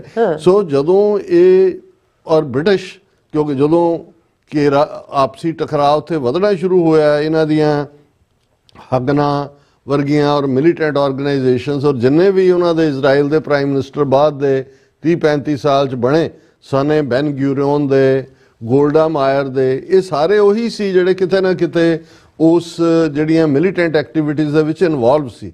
ਔਰ ਬ੍ਰਿਟਿਸ਼ ਨੂੰ ਜਦੋਂ ਲੱਗਾ ਕਿ ਜੀ ਹੁਣ ਅਸੀਂ ਨਹੀਂ ਕਰ ਸਕਦੇ, ਕਿਸੇ ਸਟੇਜ ਤੋਂ ਇੱਧਰ ਘੁੰਮਦੇ ਸੀ ਕਦੇ ਉੱਧਰ ਘੁੰਮਦੇ ਸੀ, ਫਸਟ ਵਰਲਡ ਵਾਰ ਤੋਂ ਬਾਅਦ ਤੋਂ ਪਹਿਲਾਂ ਹੀ ਰਾਦਰ ਬੈਲਫਰੈਡ ਡੈਕਲੇਰੇਸ਼ਨ ਵੀ ਕੀਤੀ ਹੋਈ ਸੀ ਇਹਨਾਂ ਦੇ ਸੈਕਟਰੀ ਆਫ ਸਟੇਟ ਇੱਕ ਨੇ, ਔਰ ਇਹਦਾ ਨਤੀਜਾ ਇਹ ਹੋਇਆ ਵੀ UN ਨੇ ਉਹਨੂੰ ਡਿਵਾਈਡ ਕਰ ਦਿੱਤਾ। ਜਿਹੜੇ ਆਲੇ ਦੁਆਲੇ ਵਾਲੇ ਇਸਲਾਮਿਕ ਮੁਲਕ ਨੇ ਉਹਨਾਂ ਨੇ ਮੰਨਿਆ ਨਹੀਂ, ਹਮਲਾ ਹੋਇਆ, ਉਹਦੇ 'ਚ ਵੀ ਜਿਹੜੇ ਨੇ ਉਹ ਸਰਵਾਈਵ ਕਰ ਗਏ ਇਜ਼ਰਾਈਲ, ਔਰ ਹੌਲੀ ਹੌਲੀ ਫਿਰ ਅਸੀਂ 66-67 ਦੀ ਗੱਲ ਕੀਤੀ ਹੈ। ਇਹ ਉਹਦਾ ਪਿਛੋਕੜ ਹੈ ਕਿ ਵੀ ਮੁਲਕ ਤਾਂ ਫਲਸਤੀਨੀਆਂ ਦਾ ਸੀ ਲੰਬਾ ਵਕਤ, ਹਜ਼ਾਰਾਂ ਸਾਲਾਂ ਤੋਂ, ਬੇਸ਼ੱਕ 2-3 ਹਜ਼ਾਰ ਸਾਲ ਪਹਿਲਾਂ ਉੱਥੇ ਉਹ ਵੀ ਦੂਸਰੇ ਵੀ ਯਹੂਦੀ ਵੀ ਰਹਿੰਦੇ ਰਹੇ, ਜਾਂ ਉਸ ਤੋਂ ਪਹਿਲਾਂ ਜਿਹੜੇ ਵੀ ਉੱਥੇ ਹੋਰ ਲੋਕ ਹੋਣਗੇ ਉਹ ਵੀ ਰਹੇ। ਹੁਣ ਤੁਸੀਂ ਉਸ ਤੇ ਬੇਸਡ ਜਿਹੜੇ ਲੋਕ ਓਰੀਜਨਲੀ ਬੈਠੇ ਹੋਏ ਨੇ ਉਹਨਾਂ ਨੂੰ ਤੁਸੀਂ ਡਿਸਪੋਜ਼ੈਸ ਕਰ ਦਿਓ ਔਰ ਇਹ ਕਹੋ ਕਿ ਜੀ ਇਹਨਾਂ ਨੂੰ ਤਾਂ ਅਸੀਂ ਐਗਜ਼ਿਸਟ ਕਰਨ ਦਾ ਹੱਕ ਨਹੀਂ ਦੇਣਾ। ਇਸ ਸਾਰੇ ਚੋਂ ਔਰ ਖਾਸ ਤੌਰ ਤੇ ਜਿਹੜੀ ਰੈਡੀਕਲ ਪੋਲਿਟਿਕਸ ਇਜ਼ਰਾਈਲ ਦੀ ਨੈਤਨਯਾਹੂ ਦੇ ਥੱਲੇ ਆਈ ਔਰ ਜਿਸ ਦਾ ਅਸੀਂ ਪ੍ਰਗਟਾਵਾ ਦੇਖਦੇ ਹਾਂ ਵੀ ਤਕਰਾਰ ਤਾਂ ਪਿਛਲੇ ਕਾਫੀ ਪੀਰੀਅਡ ਤੋਂ ਰਿਹਾ, ਔਰ 9 ਅਕਤੂਬਰ ਜਾਂ ਕਿੰਨੇ ਨੂੰ ਜਿਹੜਾ 2023 ਜਦੋਂ ਹਮਾਸ ਨੇ 1200 ਤੋਂ ਜ਼ਿਆਦਾ ਇਜ਼ਰਾਈਲੀਆਂ ਨੂੰ ਮਾਰਿਆ, ਕਿਉਂਕਿ ਫਿਰ ਇਹ ਦੋ ਹਿੱਸਿਆਂ ਦੇ ਵਿੱਚ ਅੱਜ ਅਸੀਂ ਫਲਸਤੀਨੀ ਪਾਪੂਲੇਸ਼ਨ ਦੇਖਦੇ ਹਾਂ। ਇੱਕ ਵੈਸਟ ਬੈਂਕ ਦੇ ਵਿੱਚ ਹੈ ਜਿਹਨੂੰ PLO ਜਿਹੜੀ ਯਾਸਰ ਅਰਾਫਾਤ ਨੇ ਫਾਊਂਡ ਕੀਤੀ ਉਹ ਲੀਡ ਕਰਦਾ, ਔਰ ਇਧਰ ਗਾਜ਼ਾ ਦੇ ਵਿੱਚ ਹਮਾਸ ਕੋਈ ਮੈਜ਼ ਇੱਕ ਮਿਲੀਟੈਂਟ ਆਰਗੇਨਾਈਜੇਸ਼ਨ ਨਹੀਂ ਹੈ, ਉਹਨਾਂ ਨੇ ਵੋਟਾਂ ਦੇ ਨਾਲ ਜਿਹੜੀ ਆ ਉਹ ਗਵਰਨੈਂਸ ਵੀ ਲਈ, ਗਾਜ਼ਾ ਨੂੰ ਉਹ ਰੂਲ ਕਰਦੇ ਸੀ, ਲੇਕਿਨ ਨਾਲ ਦੀ ਨਾਲ ਉਹਨਾਂ ਦਾ ਮਿਲੀਟੈਂਟ ਕਰੈਕਟਰ ਹੈ, ਸਪੋਰਟਡ ਬਾਈ ਈਰਾਨ ਵੀ ਕਿਹਾ ਜਾਂਦਾ ਹੈ, ਔਰ ਉਹਨਾਂ ਨੇ ਜਿਵੇਂ ਜੋ ਕੰਮ ਕੀਤਾ ਉਹ ਕੰਡੈਮਨੇਬਲ ਸੀ। ਜਿਹੜਾ ਗੱਲ ਗਲਤ ਹੈ ਉਹਦੇ 'ਚ ਤੁਸੀਂ ਅਗਵਾ ਕਰੋ, ਮਾਰੋ, ਔਰ ਉਹ ਇੱਕ ਮੌਕਾ ਮਿਲ ਗਿਆ ਜਿਹੜੀ ਇਜ਼ਰਾਈਲ ਦੇ ਜਿਹੜੇ ਐਕਸਟ੍ਰੀਮ ਰਾਈਟ ਵਿੰਗਰ ਜਿਨ੍ਹਾਂ ਦੀ ਹਮੇਸ਼ਾ ਪਲਾਨ ਗ੍ਰੇਟਰ ਇਜ਼ਰਾਈਲ ਦੀ ਰਹੀ ਹੈ, ਗ੍ਰੇਟਰ ਇਜ਼ਰਾਈਲ ਦੇ ਥੱਲੇ ਜਾਰਡਨ ਰਿਵਰ, ਮੈਡੀਟੇਰੇਨੀਅਨ ਤੋਂ ਲੈ ਕੇ ਈਵਨ ਉਸ ਤੋਂ ਵੀ ਬਿਯੋਂਡ ਜਿਹੜਾ ਉਹ ਆਪਣੇ ਜਿਹੜਾ ਰਿਲੀਜੀਅਸ ਸਕ੍ਰਿਪਚਰ ਦਾ ਹਵਾਲਾ ਦਿੰਦੇ ਨੇ। ਔਰ ਜਿਵੇਂ ਫਿਰ ਨੈਤਨਯਾਹੂ ਨੇ ਇਸ ਅਕਤੂਬਰ ਤੋਂ ਬਾਅਦ 1-2 ਮਹੀਨੇ ਤੋਂ ਲੈ ਕੇ ਹੁਣ ਤੱਕ ਜਿਸ ਕਿਸਮ ਦੀ ਨਸਲਕੁਸ਼ੀ ਕੀਤੀ, ICC ਨੇ ਉਹਨੂੰ ਕ੍ਰਿਮੀਨਲ ਬਣਾਇਆ ਹੋਇਆ, ਇੰਟਰਨੈਸ਼ਨਲ ਕ੍ਰਿਮੀਨਲ ਕੋਰਟ ਨੇ ਹਜ਼ਾਰਾਂ 50,000 ਨੇ ਕਿੰਨੇ ਫਲਸਤੀਨੀ ਮਾਰੇ ਨੇ, ਉਸ ਤੋਂ 3 ਗੁਣਾ ਜ਼ਿਆਦਾ ਜ਼ਖਮੀ ਨੇ, ਔਰ ਜਿਹੜੇ ਮਾਰੇ ਗਏ ਉਹਨਾਂ 'ਚ 2/3 ਜਿਹੜੇ ਨੇ ਔਰਤਾਂ ਤੇ ਬੱਚੇ ਨੇ। ਹੁਣ ਇਹ ਕਿਉਂਕਿ ਟਕਰਾਅ ਚੱਲ ਰਿਹਾ ਸੀ, ਸਭ ਦੇ ਬਾਵਜੂਦ ਆਪਣੀ ਫੌਜੀ ਤਾਕਤ ਦਾ ਬਰੂਟਲ ਇਸਤੇਮਾਲ ਕਰਨ ਦੇ ਬਾਵਜੂਦ ਜਿਹੜਾ ਉਹਨਾਂ ਨੇ ਗਜ਼ਾ ਨੂੰ ਉਹਨੂੰ ਖੰਡਰਾਤ ਬਣਾ ਦਿੱਤਾ, ਲਬਨਾਨ ਨੂੰ ਪੱਧਰਾ ਕਰ ਦਿੱਤਾ। ਇਸੇ ਪੀਰੀਅਡ 'ਚ ਈਵਨ ਜਿਹੜੇ ਪੇਜਰ ਬੌਂਬਸ ਰਾਹੀਂ ਉਹਨਾਂ ਨੇ ਕੱਲਾ ਹਮਾਸ ਹੀ ਨਹੀਂ, ਹਿਜ਼ਬੁੱਲਾ ਔਰ ਦੂਸਰੇ ਜਿਹੜੇ ਯਮਨ ਦੇ ਗੁਰਿਲੇ ਨੇ ਉਹਨਾਂ ਦੇ ਟਿਕਾਣਿਆਂ ਦੇ ਉੱਤੇ ਵੀ ਤਬਾਹੀ ਕੀਤੀ, ਲੇਕਿਨ ਇਜ਼ਰਾਈਲ ਆਪਣੇ ਜਿਹੜੇ ਅਗਵਾ ਕੀਤੇ ਬੰਦੇ ਨੇ ਉਹਨਾਂ ਨੂੰ ਛਡਾਉਣ 'ਚ ਕਾਮਯਾਬ ਨਹੀਂ ਰਿਹਾ। ਔਰ ਇਸ ਖੂਨ ਖਰਾਬੇ 'ਚ ਬਹੁਤ ਵੱਡੀ ਫੇਲਿਅਰ ਬਾਈਡਨ ਐਡਮਿਨਿਸਟ੍ਰੇਸ਼ਨ ਦੀ ਵੀ ਹੈ ਕਿ they never put their foot down. ਨਤੀਜੇ ਦੇ ਤੌਰ ਤੇ ਟਰੰਪ ਨੇ ਆਪਣੇ ਕੈਂਪੇਨ ਦੇ ਵੇਲੇ ਇਹ ਕਿਹਾ ਸੀ ਕਿ ਵੀ ਮੈਂ ਜਿੱਦਣ ਸਹੁੰ ਚੁੱਕਣ ਤੋਂ ਪਹਿਲਾਂ ਜਿਹੜਾ ਉਹ ਰਿਲੀਜ਼ ਵੀ ਹੋਣਗੇ ਜਿਨ੍ਹਾਂ ਨੂੰ ਅਗਵਾ ਕੀਤਾ ਗਿਆ, ਔਰ ਸੀਜ਼ ਫਾਇਰ ਵੀ ਹੋਏਗਾ, ਔਰ ਉਹਦੇ ਤੇ ਉਹਨੇ ਡਿਲੀਵਰ ਵੀ ਕੀਤਾ। ਹਾਲਾਂ ਉਹੀ ਜਿਹੜਾ ਨੈਤਨਯਾਹੂ 6 ਮਹੀਨੇ ਪਹਿਲਾਂ ਉਹੀ ਫਾਰਮੂਲੇ ਦੇ ਤਹਿਤ ਜਿਹਦੇ 'ਚ ਬਾਅਦ 'ਚ ਹੁਣ ਸੀਜ਼ ਫਾਇਰ ਹੋਇਆ ਮੁੱਕਰ ਗਿਆ ਸੀ ਉਹ ਮੰਨਿਆ, ਲੇਕਿਨ ਬਿਹਾਈਂਡ ਕੀ ਚੱਲ ਰਿਹਾ ਸੀ? ਹੁਣ ਇਹੀ ਕਾਰਨ ਸੀ ਕਿ ਵੀ ਈਵਨ ਇਹਨਾਂ ਅਮਰੀਕਾ ਦੀਆਂ ਇਲੈਕਸ਼ਨਸ ਦੇ ਵਿੱਚ, ਔਰ ਅਮਰੀਕਾ ਦੇ ਵਿੱਚ 6 ਮਿਲੀਅਨ ਮੁਸਲਿਮ ਪਾਪੂਲੇਸ਼ਨ ਹੈ, ਬਹੁਤ ਵੱਡੀ ਗਿਣਤੀ ਜਿਹੜੀ ਹੈ ਅਰਬ ਔਰ ਦੂਜੀ ਬੈਕਗਰਾਉਂਡ ਦੇ ਮਿਸ਼ੀਗਨ ਸਟੇਟ 'ਚ ਨੇ। ਹਮੇਸ਼ਾ ਮਿਸ਼ੀਗਨ ਦੇ ਜਿਹੜੇ ਮੁਸਲਮਾਨ ਨੇ ਮੋਸਟਲੀ ਡੈਮੋਕ੍ਰੈਟ ਦੇ ਨਾਲ ਭੁਗਤਦੇ ਸੀ, ਪਰ ਇਸ ਵਾਰ ਇਸ ਕਿਸਮ ਦੀ ਲੌਬੀ ਵੀ ਹੋਈ। ਉਹਨਾਂ ਨੂੰ ਲੱਗਾ ਕਿ ਜੀ ਬਾਈਡਨ ਐਡਮਿਨਿਸਟ੍ਰੇਸ਼ਨ ਤਾਂ ਫੇਲ ਹੋਇਆ, ਉਹਨਾਂ ਸੀਜ਼ ਫਾਇਰ ਕਰਵਾ ਸਕਿਆ, ਔਰ ਉਹਨਾਂ ਨੂੰ ਹਥਿਆਰ ਵੀ ਜਾ ਰਹੇ ਨੇ ਇਜ਼ਰਾਈਲ ਨੂੰ। ਰੋਜ਼ ਦੀ ਰੋਜ਼ ਉਹਨਾਂ ਨੇ ਟਰੰਪ ਨੂੰ ਵੋਟਾਂ ਪਾਈਆਂ ਔਰ ਪੂਰਾ ਕੈਂਪੇਨ ਕਰਕੇ ਕਿ ਜੀ ਕੌਣ ਰਿਚਰਡ ਕੇ ਕਿਹੜਾ ਆਇਆ, ਉਹਨਾਂ ਨਾਲ ਡੀਲ ਬਣਾਈ, ਫਲਾਣਾ ਢਿਮਕਾ।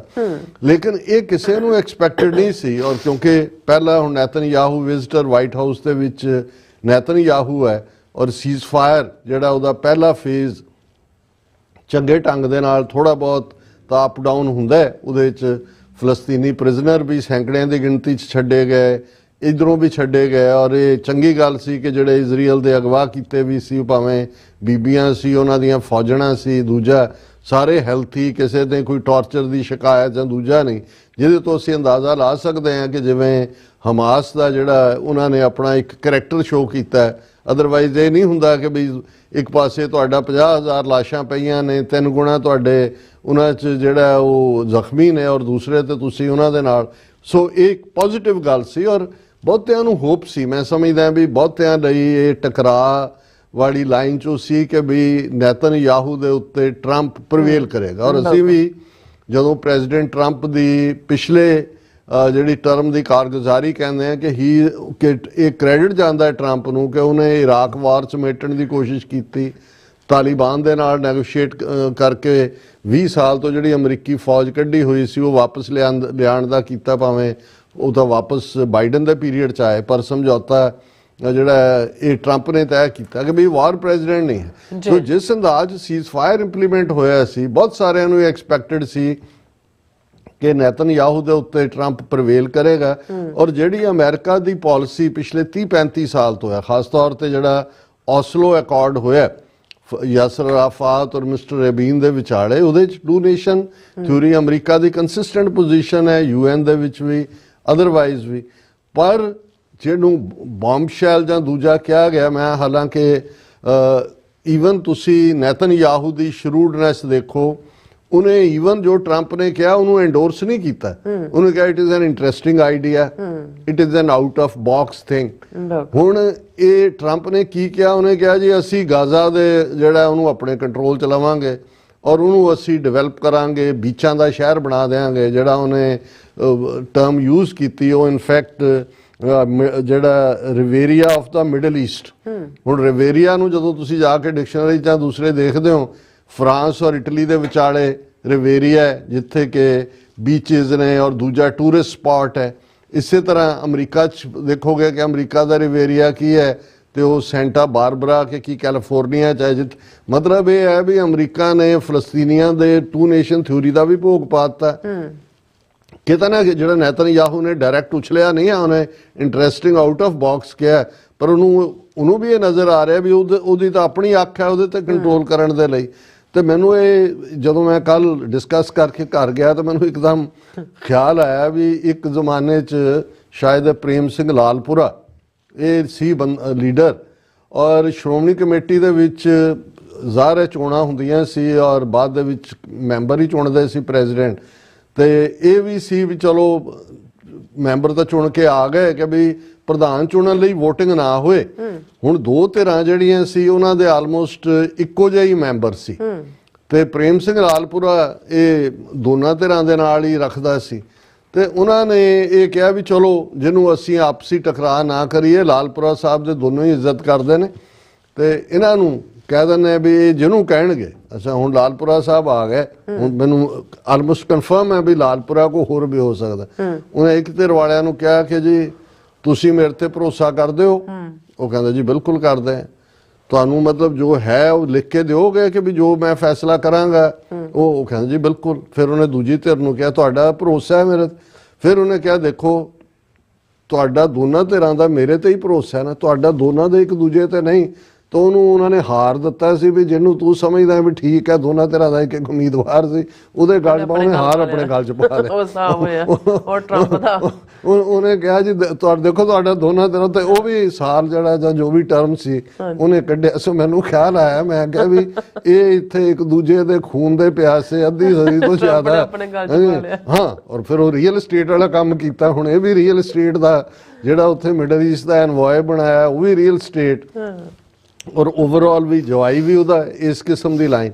ਸੋ ਇਹ ਸਾਰੇ ਦੇ ਉੱਤੇ ਇੱਕ ਅਫਸੋਸਨਾਕ ਹੈ ਕਿਉਂਕਿ ਟਰੰਪ ਇਸ ਪੋਜੀਸ਼ਨ ਸੀ ਔਰ ਇਹ ਇੱਕ ਟਾਈਮ ਹੈ ਔਰ ਕਿਉਂਕਿ ਟਰੰਪ ਤੋਂ ਐਕਸਪੈਕਟਡ ਸੀ ਕਿ ਵਾਰ ਪ੍ਰੈਜ਼ੀਡੈਂਟ ਨਹੀਂ ਹੈ। ਇਹਨੂੰ ਇਹ ਠੀਕ ਹੈ ਦਬਕਾ ਦੁਬਕਾ ਕੈਨੇਡਾ ਨੂੰ 51 ਸੂਬਾ ਗ੍ਰੀਨਲੈਂਡ ਪਨਾਮਾ ਇਹ ਉਹ, ਪਰ ਇਹ ਸੀ ਕਿ ਵੀ ਇਹ ਫੜਕ ਹੈ ਔਰ ਅਲਟੀਮੇਟਲੀ ਇਹਦੇ ਚੋਂ ਕੁਛ ਨਾ ਕੁਛ ਨਿਕਲੇਗਾ। ਔਰ ਜੋ ਐਕਸਪੈਕਟਡ ਸੀ ਵੀ ਇਸ ਲਾਈਨ ਦੇ ਉੱਤੇ ਜੋ ਟਰੰਪ ਨੇ ਕਿਹਾ ਐਲਾਈਜ਼ ਨੇ ਵੀ ਔਰ ਦੂਜਿਆਂ ਨੇ ਵੀ ਇਸ ਨੂੰ ਪੂਰੀ ਤਰ੍ਹਾਂ ਕੰਡੈਮ ਕੀਤਾ ਹੈ। ਜਿਨ੍ਹਾਂ ਦੇ ਵਿੱਚ ਐਲਾਈਜ਼ ਦੇ ਵਿੱਚ ਤਾਂ ਜ਼ਾਹਰ ਹੈ ਉਹਨਾਂ ਦੇ ਆਪਣੇ ਅਰਬ ਮੁਲਕ ਨੇ, ਜਿਨ੍ਹਾਂ ਦੇ ਵਿੱਚ ਸਾਊਦੀ ਅਰੇਬੀਆ ਹੈ, ਔਰ ਇਹ ਕਿਹਾ ਜੀ ਇਹ ਜਿਹੜੇ 2.2 ਮਿਲੀਅਨ ਨੇ ਇਹਨਾਂ ਨੂੰ ਇਜਿਪਟ ਜਾਰਡਨ ਲੈ ਲੈਣ, ਇਹਨੂੰ ਅਸੀਂ ਜਿਹੜਾ ਹੈ ਉਹ ਡਿਵੈਲਪ ਕਰਕੇ ਵਰਲਡ ਲੈਵਲ ਦਾ ਸਪਾਟ ਬਣਾਵਾਂਗੇ, ਸਾਰੇ ਦੁਨੀਆ 'ਚ ਕੋਈ ਵੀ ਜਾ ਤੁਸੀਂ ਲੋਕਾਂ ਦੇ ਘਰ-ਬਾਰ ਉਜਾੜ ਕੇ ਉਹ ਲੋਕ ਵਿਚਾਰੇ ਇੰਨੇ ਮਾਰਤੇ ਜਦੋਂ ਆਏ ਨੇ, ਭਾਵੇਂ ਉਹਨਾਂ ਨੇ ਉਹ ਦੇਖਿਆ ਕਿ ਵੀ ਖੰਡਰਾਤ ਬਣਿਆ ਹੋਇਆ,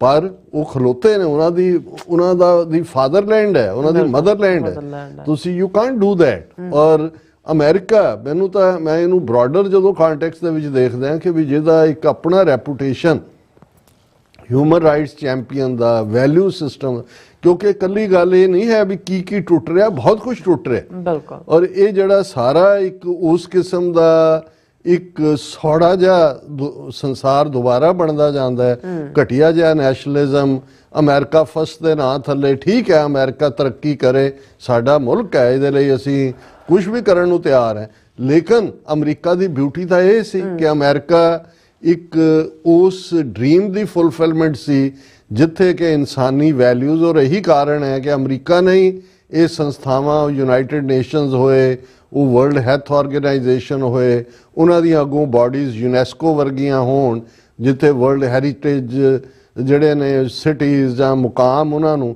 ਅੱਜ ਤੁਸੀਂ ਹਰ ਇੱਕ ਤੋਂ ਪੈਸੇ ਵੀ ਖਿੱਚ ਲਏ ਨੇ, ਤੁਸੀਂ ਕਿਹਾ ਜੀ ਕੁਛ ਨਹੀਂ ਹੈ, ਔਰ ਤੁਸੀਂ ਇੱਕ ਜਿਹੜਾ ਹੱਲ ਕਰਨ ਦਾ ਮੌਕਾ ਹੈ, ਜਿੱਥੇ ਤੁਹਾਡੇ ਕੋਲ ਇੱਕ ਅਪਰਚੁਨਿਟੀ ਹੈ ਕਿ ਵੀ ਤੁਸੀਂ ਇੱਕ ਮਸਲੇ ਦਾ ਹੱਲ ਕਰੋ। ਔਰ ਇਸ ਦੇ ਉੱਤੇ ਈਵਨ ਜਿਹੜੇ UN secretary general mister Antonio Guterres ਨੇ, ਉਹਨਾਂ ਨੇ ਡੋਨਲਡ ਟਰੰਪ ਦੀ ਪਲਾਨ ਨੂੰ ਰਿਜੈਕਟ ਕਰਦਿਆਂ ਕਿਹਾ ਕਿ ਇਹ ਜਿਹੜਾ it is vital to stay true the bedrock of international law and essential to avoid any form of ethnic cleansing.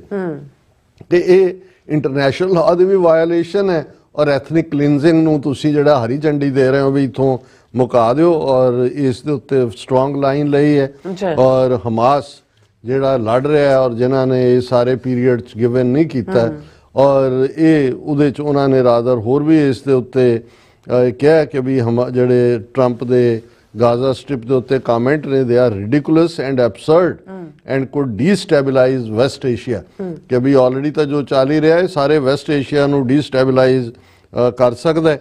ਔਰ ਇਹ ਸਾਰੇ ਦੇ ਨਾਲ ਭਾਰਤ ਜਿਹਦਾ ਯਾਰ ਮੋਦੀ ਦਾ ਟਰੰਪ ਵੀ ਹੈ ਤੇ ਨੈਤਨਯਾਹੂ ਵੀ ਹੈ, ਉਹਨੇ ਅਜੇ ਤੱਕ ਆਪਣੀ ਜ਼ਬਾਨ ਨਹੀਂ ਖੋਲ੍ਹੀ ਹੈ।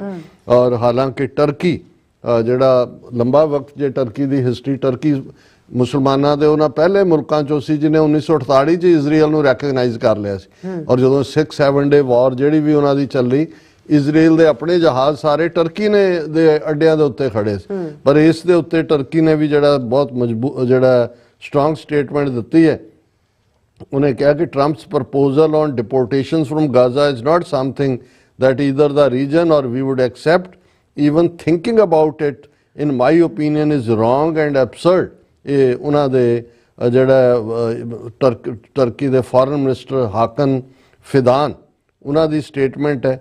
ਔਰ ਇਸੇ ਤਰ੍ਹਾਂ ਜਿਹੜਾ ਬਾਕੀ ਸਾਰੇ ਵੀ ਜਿਹੜੇ ਨੇ, ਇੱਕ ਵੀ ਮੁਲਕ ਐਸਾ ਨਹੀਂ ਹੈ ਜਿਸ ਨੇ ਖੁੱਲ੍ਹ ਕੇ ਅਦਰ ਦੈਨ ਕਿ ਟਰੰਪ ਦੇ ਆਪਣੇ secretary of state, secretary of defence ਜਾਂ ਹਾਊਸ ਸਪੀਕਰ, ਈਵਨ ਅਮਰੀਕਾ ਦੇ ਸੈਨੇਟਰ ਕ੍ਰਿਸ ਕੂਨਜ਼ ਔਰ ਦੂਸਰਿਆਂ ਨੇ ਵੀ ਇਸ ਦੇ ਉੱਤੇ ਜਿਹੜਾ ਉਹ ਫਿਕਰ ਦਾ ਇਜ਼ਹਾਰ ਕੀਤਾ। ਡੈਮੋਕ੍ਰੇਟਾਂ ਦੇ, ਰਿਪਬਲਿਕਨ ਵੀ, ਗ੍ਰੈਮ ਲਿੰਡਲੀ ਔਰ ਦੂਜੇ ਜਿਹੜੇ ਸੀਨੀਅਰ ਸੈਨੇਟਰ ਨੇ, ਉਹਨਾਂ ਨੇ ਵੀ ਇਸ ਨਾਲ ਜਿਹੜਾ ਖੁੱਲ੍ਹ ਕੇ ਤਾਂ ਸਹਿਮਤੀ ਨਹੀਂ ਦਿੱਤੀ, ਲੇਕਿਨ ਜਿਹੜਾ ਸ਼ੱਕ ਦਾ ਇਜ਼ਹਾਰ ਕੀਤਾ। ਸੋ ਅਸੀਂ ਸਮਝਦੇ ਹਾਂ ਕਿ ਵੀ ਹੋ ਸਕਦਾ ਹੈ, ਕਈ ਵਾਰ ਇਹ ਹੁੰਦਾ ਹੈ ਵੀ ਜਿਹਨੂੰ ਕੀ ਇੱਕ ਬੜਾ ਪਪੂਲਰ ਲਾਈਨ ਹੁੰਦੀ ਸੀ ਕਿ ਕਹੀਂ ਪੇ ਨਿਗਾहें ਕਹੀਂ ਪੇ ਨਿਸ਼ਾਨਾ।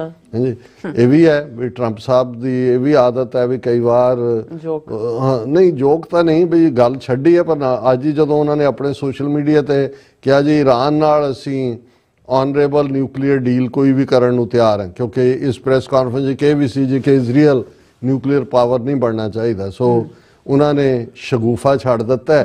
ਔਰ ਇਸ ਕਿਸਮ ਦੇ ਜਿਹੜੇ ਨੇ, ਜੇ ਤੁਹਾਡੀ ਕਿਸੇ ਦੀ ਤਕਲੀਫ, ਦੇਖੋ ਇਹ ਜਿਹੜਾ ਨਾਰਸਿਸਿਸਟ ਬਿਹੇਵੀਅਰ ਹੁੰਦਾ ਹੈ ਜਾਂ ਇਸ ਕਿਸਮ ਦੇ, ਇਹਨਾਂ ਨੂੰ ਦੂਸਰਿਆਂ ਦੇ, ਜਾਂ ਸੈਡਿਸਟਿਕ ਬਿਹੇਵੀਅਰ ਹੁੰਦਾ ਹੈ, ਇਹਦੇ ਚ ਦੂਸਰਿਆਂ ਦੀ ਤਕਲੀਫ ਚੋਂ ਤੁਹਾਨੂੰ ਖੁਸ਼ੀ ਮਿਲਦੀ ਤੁਸੀਂ ਯੂ ਇੰਜੋਏ। ਜਿਹੜੇ ਸੈਡਿਸਟਿਕ ਲੋਕ ਹੁੰਦੇ ਨੇ, ਨਾਰਸਿਸਿਸਟ ਉਹੀ ਹੁੰਦਾ ਨਾ ਕਿ ਜਿਨ੍ਹਾਂ ਦੀ ਚਰਚਾ ਹੋਏ। ਹੁਣ ਟਰੰਪ ਦੀ ਚਰਚਾ ਹੁਣ 20 ਤਰੀਕ ਤੋਂ ਬਾਅਦ ਤਾਂ ਮੁੱਕ ਗਈ ਸੀ ਵੀ ਸਹੁੰ ਚੁੱਕ ਲਈ, ਫਿਰ ਜੋ ਐਗਜ਼ੈਕਟਿਵ ਆਰਡਰ ਤੇ ਐਗਜ਼ੈਕਟਿਵ ਆਰਡਰ ਕੱਢੇ, ਕੈਨੇਡਾ ਨੂੰ ਅੱਖਾਂ ਦਿਖਾਈਆਂ, ਗ੍ਰੀਨਲੈਂਡ ਨੂੰ ਦਿਖਾਈਆਂ, ਪਨਾਮਾ ਨੂੰ ਦਿਖਾਈਆਂ, ਮੋਡੀ ਨੂੰ ਵੀ ਦਿਖਾਈਆਂ। ਹੁਣ ਮੋਡੀ ਨੇ ਫੇਰ ਹੋਣਾ। ਔਰ ਹੁਣ ਜਦੋਂ ਕਿ ਐਨ ਲੱਗ ਰਿਹਾ ਸੀ ਕਿ ਵੀ ਚਲੋ ਕੁਝ ਐਗਜ਼ੈਕਟਿਵ ਆਰਡਰ ਰੋਕ ਦਿੱਤੇ, ਬਰਥ ਰਾਈਟ ਸਿਟੀਜ਼ਨਸ਼ਿਪ ਵਾਲਾ ਦੂਜਾ, ਹੁਣ ਟਰੰਪ ਨੇ ਜਿਹੜਾ ਇਹ ਸ਼ਗੂਫਾ ਛੱਡਿਆ, ਹੁਣ ਇਹਦੇ ਥੱਲੇ ਅਗਲੇ ਕਈ ਹਫ਼ਤੇ ਨਹੀਂ ਇੱਕ ਉਹ ਚੱਲਦਾ ਰਹੇਗਾ। ਇਨ ਦਾ ਐਂਡ ਇਹ ਹੋਏਗਾ ਵੀ ਠੀਕ ਹੈ ਤੁਸੀਂ ਨਹੀਂ ਮੰਨਦੇ ਤਾਂ ਨਾ ਸਹੀ, ਪਰ ਜਿਸ ਅੰਦਾਜ਼ ਦੇ ਵਿੱਚ ਇਹ ਗੱਲ ਕੀਤੀ ਗਈ ਇਹ just of the hip comment ਨਹੀਂ ਹੈ ਕਿ ਵੀ ਤੁਰੇ ਜਾਂਦੇ ਕੀਤਾ। ਇਸ ਦੇ ਦੋ ਰਾਵਾਂ ਨੇ, ਇੱਕ ਤਾਂ ਇਹ ਹੈ ਕਿ ਜੀ ਕੋਈ ਨਾ ਕੋਈ ਆਲਰੇਡੀ ਬਲੂ ਪ੍ਰਿੰਟ ਹੈ ਇਸ ਦੇ ਉੱਤੇ। ਹੁਣ ਦੇਖਣ ਵਾਲੀ ਗੱਲ ਇਹ ਹੈ ਵੀ ਕੀ ਇਸਲਾਮਿਕ ਮੁਲਕ ਜਿਹਨਾਂ ਦੇ ਉੱਤੇ ਖਾਸ ਤੌਰ ਤੇ ਇਜਿਪਟ ਔਰ ਜਾਰਡਨ ਜਿਨ੍ਹਾਂ ਨੂੰ ਇਹਨਾਂ ਨੂੰ ਲੈਣ ਨੂੰ ਕਿਹਾ ਉਹ ਯੀਲਡ ਇਨ ਕਰਨਗੇ? ਮੈਨੂੰ ਨਹੀਂ ਲੱਗਦਾ, ਕਿਉਂਕਿ ਉਹਨਾਂ ਦੇ ਆਪਣੇ ਲੋਕ ਉੱਠ ਕੇ ਖਲੋ ਜਾਣਗੇ। ਇਨ ਦਾ ਐਂਡ ਆਫ ਦਾ ਡੇ ਜਦੋਂ ਫਿਰ ਸਿੱਧੇ ਸਿੱਧੇ ਲੋਕ ਗਲੀਆਂ 'ਚ ਆ ਜਾਂਦੇ ਨੇ, ਫਿਰ ਜਿੰਨੀ ਮਰਜ਼ੀ ਤੁਹਾਡੀ ਅੰਦਰ ਖਾਤੇ ਸਾਂਝਾਂ ਪਾਈਆਂ ਹੋਣ। ਸੋ ਇਸ ਸਾਰੇ ਨੇ ਜਿਹੜਾ ਇਕੱਲਾ ਇਹੀ ਨਹੀਂ ਹੈ ਕਿ ਵੀ ਇੱਕ ਤਾਂ ਹੁੰਦਾ ਨਾ ਪਾਣੀ ਦੇ ਵਿੱਚ ਪੱਥਰ ਸੁੱਟਿਆ ਤੇ ਕੋਈ ਹਿਲਜੁਲ ਹੋਈ, ਇੱਕ ਹੁੰਦਾ ਵੀ ਉਹ ਛੱਪੜ ਤੋਂ ਪਾਣੀ ਬਾਹਰ ਆ ਗਿਆ। ਸੋ ਇਸ ਕਿਸਮ ਦਾ ਮਾਹੌਲ ਇਹਨਾਂ 24 ਘੰਟਿਆਂ 'ਚ ਹੋਇਆ। ਬਟ ਇਹ ਅਫਸੋਸਨਾਕ ਹੈ ਕਿਉਂਕਿ ਅਸੀਂ ਮੋਰ ਬੈਟਰ ਇਹ ਆਫਟਰ ਦਾ ਸੀਜ਼ ਫਾਇਰ ਜਿਹੜਾ ਉੱਥੇ ਹੋਇਆ ਸੀ, ਅਸੀਂ ਐਕਸਪੈਕਟ ਕਰਦੇ ਸੀ ਕਿ ਕੋਈ ਨਾ ਕੋਈ ਹੱਲ ਵੱਲ ਗੱਲ ਤੁਰੇਗੀ, ਪਰ ਹਾਲ ਦੀ ਘੜੀ ਤਾਂ ਇੱਕ ਉਹ ਦੁਆਬੇ 'ਚ ਕਹਿੰਦੇ ਨੇ ਨਵੀਂ ਚਿੰਜੜੀ ਛੇੜ ਦਿੱਤੀ ਹੈ। ਜੀ ਡਾਕਟਰ ਸਾਹਿਬ ਤੁਹਾਡਾ ਬਹੁਤ ਬਹੁਤ ਸ਼ੁਕਰੀਆ। ਸੋ ਥਲੇ ਨੇ ਬ੍ਰੇਕ ਔਰ ਬ੍ਰੇਕ ਤੇ ਜਾਣ ਤੋਂ ਪਹਿਲਾਂ ਅਸੀਂ ਆਪਣੇ ਦਰਸ਼ਕਾਂ ਦੇ ਸਰੋਤਿਆਂ ਨੂੰ ਅਪੀਲ ਤੇ ਬੇਨਤੀ ਕਰਦੇ ਵਿਊਅਰਸ, ਜਿਸ ਤਰ੍ਹਾਂ ਤੁਸੀਂ ਜਾਣਦੇ ਹੋ ਕਿ ਟੀਵੀ 84 ਇੱਕ ਪੰਥਕ ਚੈਨਲ ਹੈ ਔਰ ਟੀਵੀ 84 ਦੀ ਚੜ੍ਹਦੀ ਕਲਾ ਲਈ ਵੱਧ ਤੋਂ ਵੱਧ ਡੋਨੇਟ ਕਰੋ। ਡੋਨੇਟ ਕਰਨ ਲਈ ਸਾਡੀ ਵੈਬਸਾਈਟ tv84.tv ਤੇ ਜਾ ਕੇ ਪੇਪਲ ਦੀ ਵਰਤੋਂ ਕਰਕੇ ਵਨ ਟਾਈਮ ਡੋਨੇਟ ਕਰ ਸਕਦੇ ਹੋ, ਮੰਥਲੀ ਡੋਨੇਟ ਵੀ ਕਰ ਸਕਦੇ ਹੋ। ਤੁਸੀਂ ਟੀਵੀ 84 ਦੇ ਨਾਮ ਤੇ ਚੈੱਕ ਬਣਾ ਕੇ ਸਾਨੂੰ ਮੇਲ ਵੀ ਕਰ ਸਕਦੇ ਹੋ ਸਾਡੇ ਇਸ ਪਤੇ ਤੇ 36-01 37th Avenue ਲੌਂਗਲੈਂਡ ਸਿਟੀ ਨਿਊਯਾਰਕ 11101 USA, ਜਾਂ ਫਿਰ ਤੁਸੀਂ ਸਾਨੂੰ ਫੋਨ ਰਾਹੀਂ ਵੀ ਸੰਪਰਕ ਕਰ ਸਕਦੇ 5166191984। ਤੁਸੀਂ ਸਾਨੂੰ ਈਮੇਲ ਵੀ ਕਰ ਸਕਦੇ info@tv84.tv ਤੇ।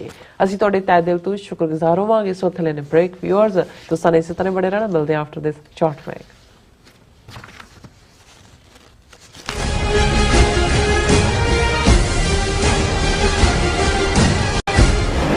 ਲਾਸ ਐਂਜਲਸ ਕਾਉਂਟੀ ਵਿੱਚ ਵਿਨਾਸ਼ਕਾਰੀ ਜੰਗਲੀ ਅੱਗ ਕਾਰਨ ਪ੍ਰਭਾਵਿਤ ਪੀੜਤਾਂ ਦੀ ਸਹਾਇਤਾ ਲਈ ਯੂਨਾਈਟਿਡ ਸਿਕਸ ਇੱਕ ਐਮਰਜੈਂਸੀ ਰਾਹਤ ਮੁਹਿੰਮ ਚਲਾ ਰਹੀ ਹੈ। ਸ਼ਹਿਰ ਦੇ ਉੱਤਰ ਵਿੱਚ ਸੰਘਣੀ ਆਬਾਦੀ ਵਾਲੇ 40 ਕਿਲੋਮੀਟਰ ਦੇ ਖੇਤਰ ਵਿੱਚ ਲੱਗੀ ਅੱਗ ਕਾਰਨ 12,000 ਤੋਂ ਵੱਧ ਇਮਾਰਤਾਂ ਸੜ ਚੁੱਕੀਆਂ ਹਨ। 1.5 ਲੱਖ ਲੋਕਾਂ ਨੂੰ ਇਲਾਕਾ ਛੱਡਣ ਲਈ ਮਜਬੂਰ ਹੋਣਾ ਪਿਆ ਤੇ ਕਰੀਬ 700 ਤੋਂ ਵੱਧ ਲੋਕਾਂ ਨੂੰ ਸ਼ਰਨਾਰਥੀ ਕੈਂਪਾਂ ਵਿੱਚ ਠਹਿਰਾਇਆ ਗਿਆ। ਮੁਸ਼ਕਲ ਦੀ ਇਸ ਘੜੀ ਵਿੱਚ ਸੇਵਾ ਤੇ ਸਰਬੱਤ ਦੇ ਭਲੇ ਦੇ ਸਿਧਾਂਤ ਤੋਂ ਸੇਧ ਲੈ ਕੇ ਯੂਨਾਈਟਿਡ ਸਿਕਸ ਲੋੜਵੰਦਾਂ ਨੂੰ ਭੋਜਨ, ਸਪਲਾਈ ਅਤੇ ਉਮੀਦ ਪ੍ਰਦਾਨ ਕਰ ਰਹੀ ਹੈ। ਯੂਨਾਈਟਿਡ ਸਿਕਸ ਦੇ ਸੇਵਾ ਕਾਰਜਾਂ ਵਿੱਚ ਹਿੱਸਾ ਪਾਉਣ ਲਈ ਤੁਸੀਂ ਯੂਨਾਈਟਿਡ ਸਿਕਸ ਦੀ ਵੈਬਸਾਈਟ ਤੇ ਜਾ ਕੇ ਡੋਨੇਟ ਕਰ ਸਕਦੇ ਹੋ ਜਾਂ ਇਹਨਾਂ ਨਾਲ ਜੁੜਨ ਲਈ 8558786333 ਤੇ ਸੰਪਰਕ ਕਰ ਸਕਦੇ ਹੋ। ਅਮਰੀਕਾ ਵਿੱਚ ਰਹਿ ਰਹੇ ਹੋ ਅਤੇ ਡਰਾਈਵਿੰਗ ਲਾਇਸੈਂਸ ਲੈਣਾ ਚਾਹੁੰਦੇ ਹੋ ਤੇ ਲੱਭ ਰਹੇ ਹੋ ਇੱਕ ਤਜਰਬੇਕਾਰ ਡਰਾਈਵਿੰਗ ਸਕੂਲ, ਤਾਂ ਤੁਹਾਡੇ ਲਈ ਹੈ ਵੱਡੀ ਖੁਸ਼ਖਬਰੀ। ਕੈਲੀਫੋਰਨੀਆ ਦਾ ਸਟਾਕਟਨ ਟਰੱਕ ਡਰਾਈਵਿੰਗ ਸਕੂਲ ਤੁਹਾਨੂੰ ਦੇਵੇਗਾ ਡਰਾਈਵਿੰਗ ਸਿਖਲਾਈ ਅਤੇ ਡਰਾਈਵਿੰਗ ਦੌਰਾਨ ਪੇਸ਼ ਆਉਂਦੀਆਂ ਮੁਸ਼ਕਲਾਂ ਨਾਲ ਨਜਿੱਠਣ ਦੀ ਸਿਖਲਾਈ। 25 ਸਾਲ ਤੋਂ ਵੀ ਵੱਧ ਦੇ ਤਜਰਬੇ ਨਾਲ ਤੁਹਾਨੂੰ ਮਿਲੇਗੀ ਡਰਾਈਵਿੰਗ ਨਾਲ ਸੰਬੰਧਿਤ ਹਰ ਤਰ੍ਹਾਂ ਦੀ ਸਿਖਲਾਈ, ਉਹ ਵੀ ਵਾਜਿਬ ਕੀਮਤ ਵਿੱਚ। ਫਿਰ ਦੇਰ ਕਿਸ ਗੱਲ ਦੀ, ਅੱਜ ਹੀ ਸੰਪਰਕ ਕਰੋ 2097883308 ਜਾਂ ਫਿਰ 2093139919 ਨੰਬਰਾਂ ਤੇ ਅਤੇ ਪਾਓ ਆਪਣਾ ਡਰਾਈਵਿੰਗ ਲਾਇਸੈਂਸ।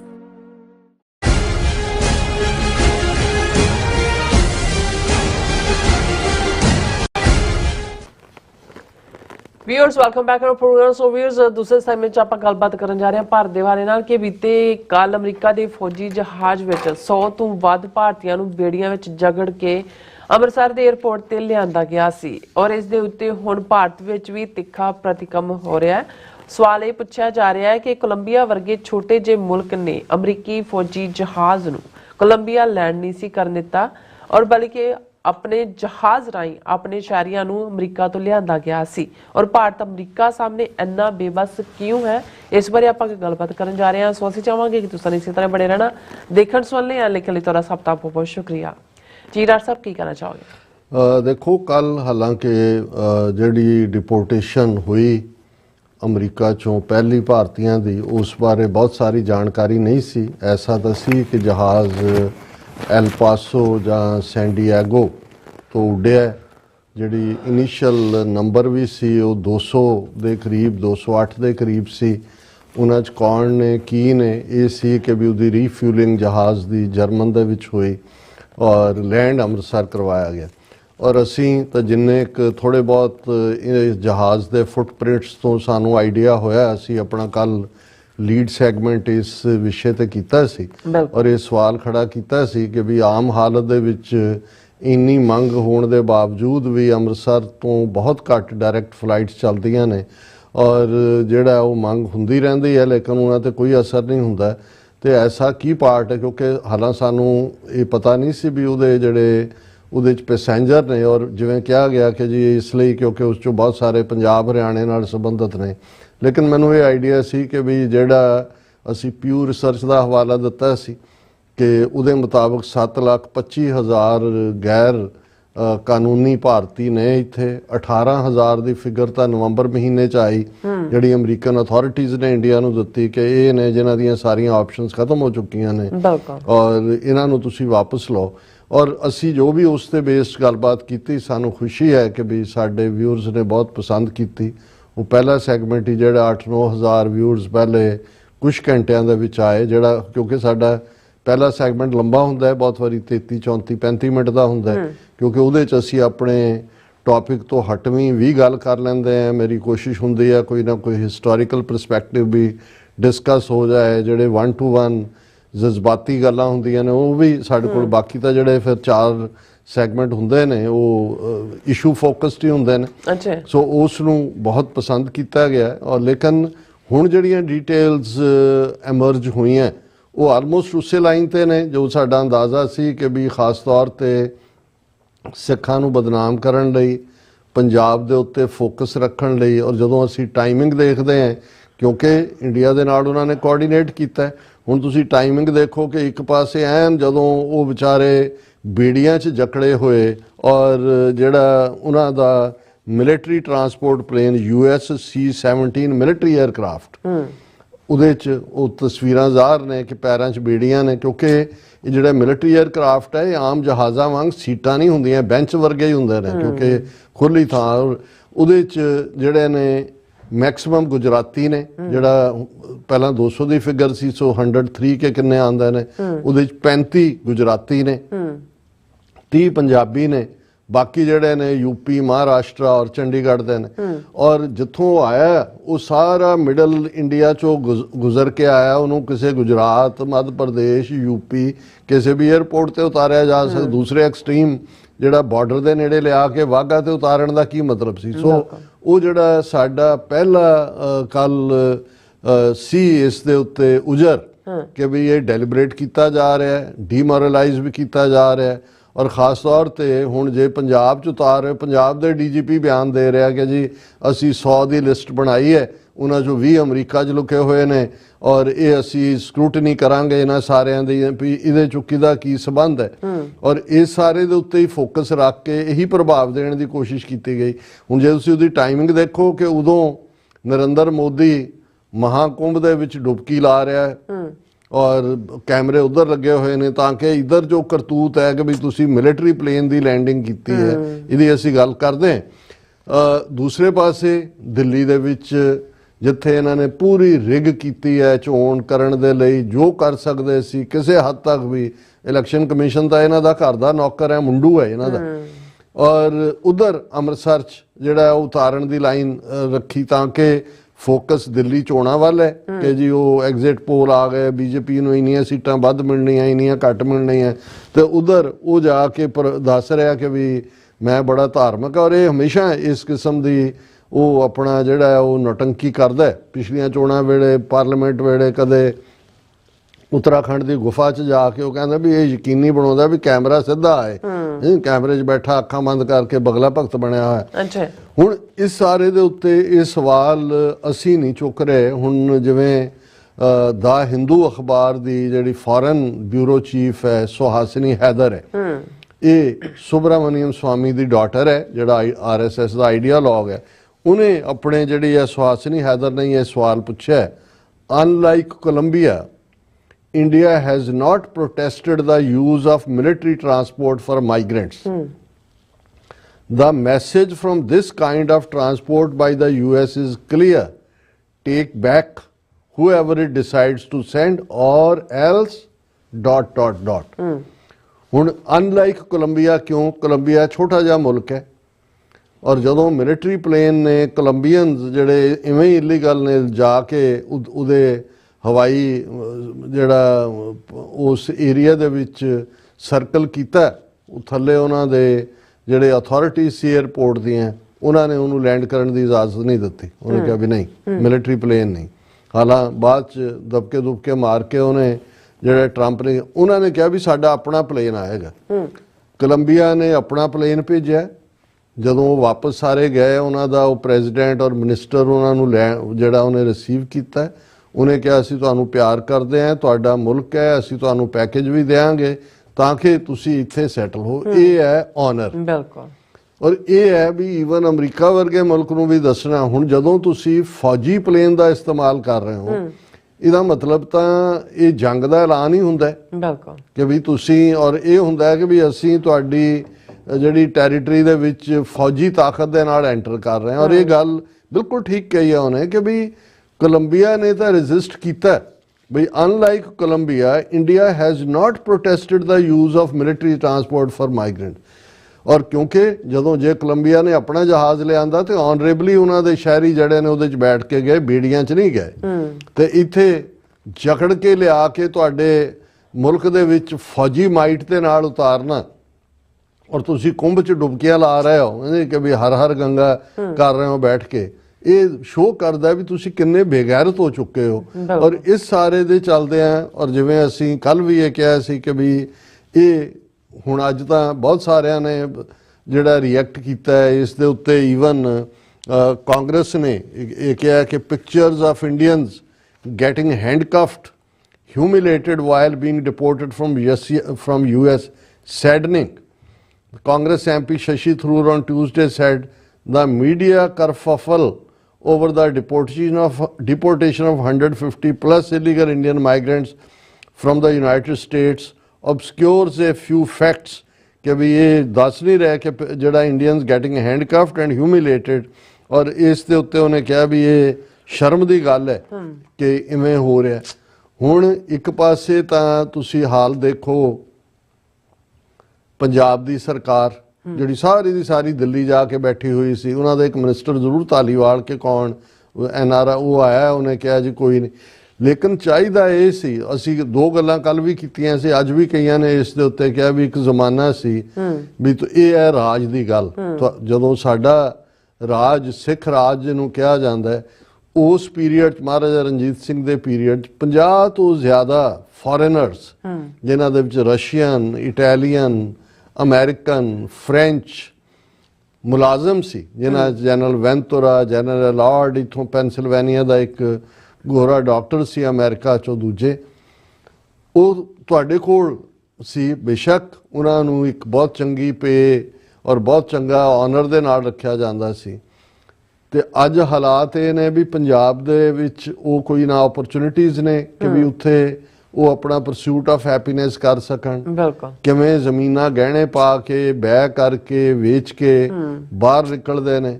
ਔਰ ਉਹਨਾਂ 'ਚ ਜਦੋਂ ਹੁਣ ਸਿਰਫ 30 ਪੰਜਾਬ ਦੇ ਨੇ, ਉਹਨਾਂ 'ਚੋਂ ਕੁਛ ਉਹ ਨੇ ਜਿਹੜੇ 60 ਲੱਖ ਦੇ ਕੇ ਅਜੇ 2-3 ਮਹੀਨੇ ਪਹਿਲਾਂ ਹੀ ਉਹ ਅਮਰੀਕਾ 'ਚ ਐਂਟਰ ਕੀਤੇ।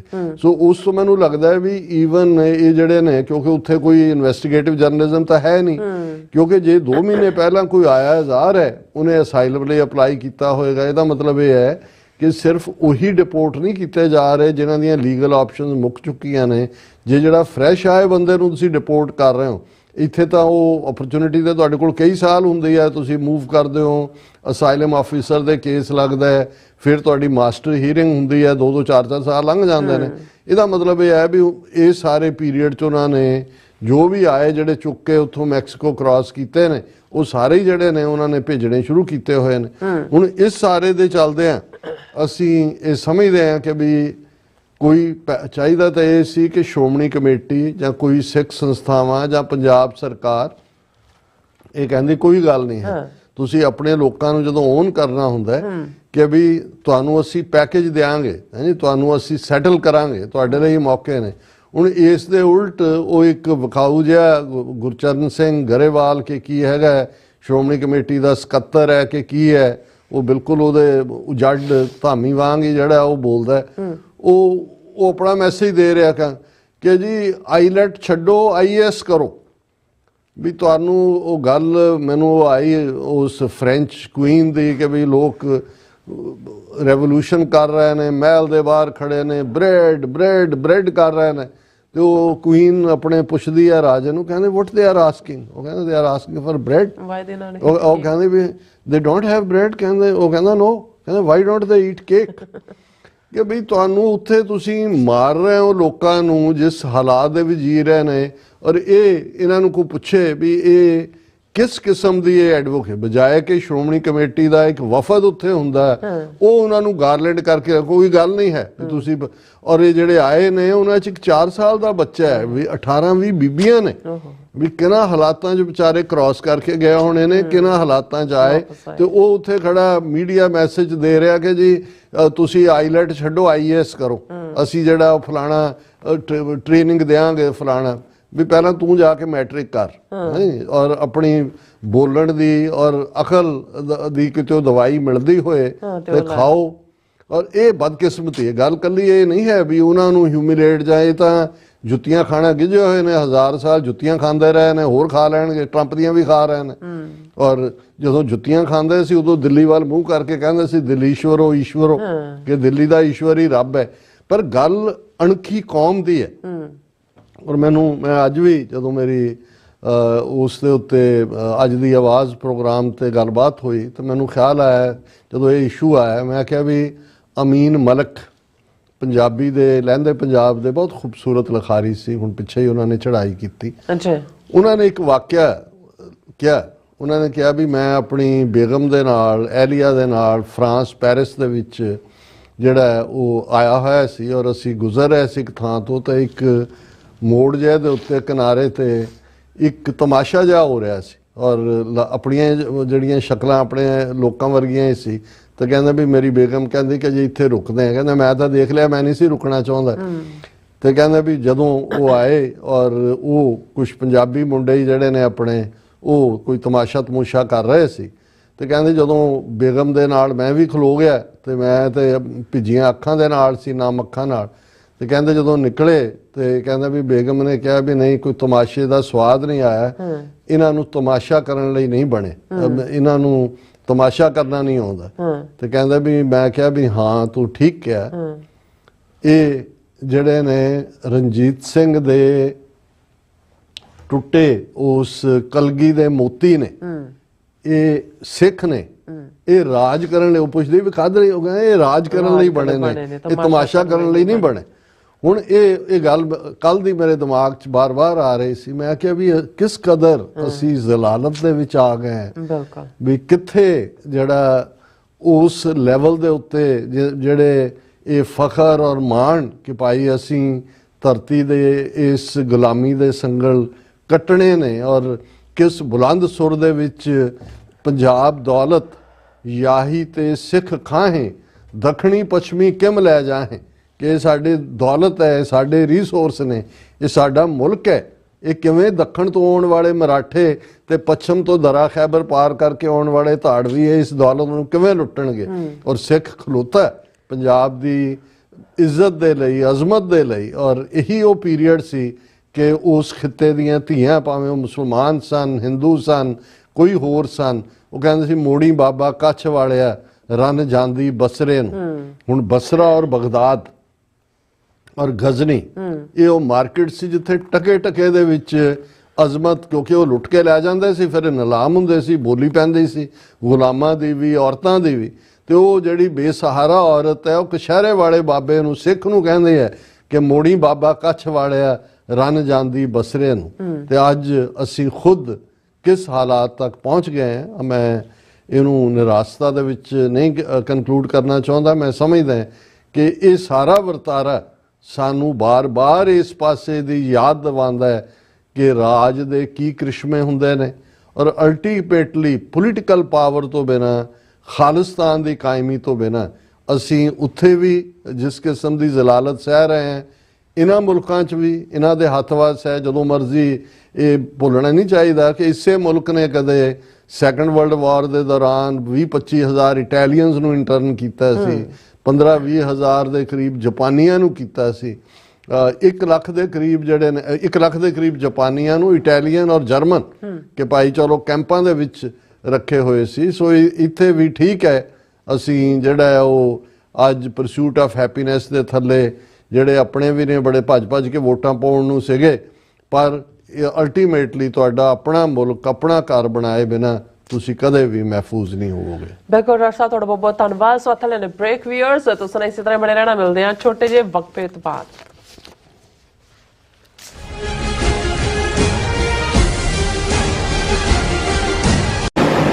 ਲਾਸ ਐਂਜਲਸ ਕਾਉਂਟੀ ਵਿੱਚ ਵਿਨਾਸ਼ਕਾਰੀ ਜੰਗਲੀ ਅੱਗ ਕਾਰਨ ਪ੍ਰਭਾਵਿਤ ਪੀੜਤਾਂ ਦੀ ਸਹਾਇਤਾ ਲਈ ਯੂਨਾਈਟਿਡ ਸਿਕਸ ਇੱਕ ਐਮਰਜੈਂਸੀ ਰਾਹਤ ਮੁਹਿੰਮ ਚਲਾ ਰਹੀ ਹੈ। ਸ਼ਹਿਰ ਦੇ ਉੱਤਰ ਵਿੱਚ ਸੰਘਣੀ ਆਬਾਦੀ ਵਾਲੇ 40 ਕਿਲੋਮੀਟਰ ਦੇ ਖੇਤਰ ਵਿੱਚ ਲੱਗੀ ਅੱਗ ਕਾਰਨ 12,000 ਤੋਂ ਵੱਧ ਇਮਾਰਤਾਂ ਸੜ ਚੁੱਕੀਆਂ ਹਨ। 1.5 ਲੱਖ ਲੋਕਾਂ ਨੂੰ ਇਲਾਕਾ ਛੱਡਣ ਲਈ ਮਜਬੂਰ ਹੋਣਾ ਪਿਆ ਤੇ ਕਰੀਬ 700 ਤੋਂ ਵੱਧ ਲੋਕਾਂ ਨੂੰ ਸ਼ਰਨਾਰਥੀ ਕੈਂਪਾਂ ਵਿੱਚ ਠਹਿਰਾਇਆ ਗਿਆ। ਮੁਸ਼ਕਲ ਦੀ ਇਸ ਘੜੀ ਵਿੱਚ ਸੇਵਾ ਤੇ ਸਰਬੱਤ ਦੇ ਭਲੇ ਦੇ ਸਿਧਾਂਤ ਤੋਂ ਸੇਧ ਲੈ ਕੇ ਯੂਨਾਈਟਿਡ ਸਿਕਸ ਲੋੜਵੰਦਾਂ ਨੂੰ ਭੋਜਨ, ਸਪਲਾਈ ਅਤੇ ਉਮੀਦ ਪ੍ਰਦਾਨ ਕਰ ਰਹੀ ਹੈ।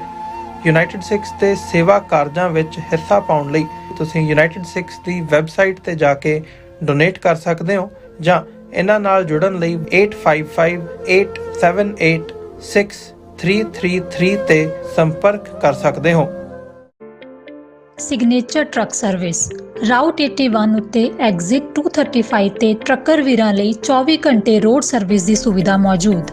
Heavy duty repair, oil change, ਪੁਰਾਣੇ ਅਤੇ ਨਵੇਂ tyre, computer diagnostic, DPF cleaning, brake service ਜਾਂ ਰਸਤੇ ਵਿੱਚ ਆਈ ਹਰ ਤਰ੍ਹਾਂ ਦੀ ਰਿਪੇਅਰ ਪ੍ਰੋਫੈਸ਼ਨਲ ਟੀਮ ਵੱਲੋਂ ਕੀਤੀ ਜਾਂਦੀ ਹੈ। ਬ੍ਰੇਕਫਾਸਟ, ਲੰਚ ਅਤੇ ਡਿਨਰ ਲਈ ਪੰਜਾਬੀ ਢਾਬੇ ਦਾ ਆਨੰਦ ਵੀ ਮਾਣੋ। ਡਰਾਈਵਰ ਅਤੇ ਟਰੱਕ ਆਪਰੇਟਰ ਵੀਰ ਡਿਸਪੈਚ ਦੀ ਸਰਵਿਸ ਲਈ ਸਾਡੇ ਨਾਲ ਸੰਪਰਕ ਕਰਨ। Signature truck service 58 triangle drive, Weyers Cave, Virginia 24486।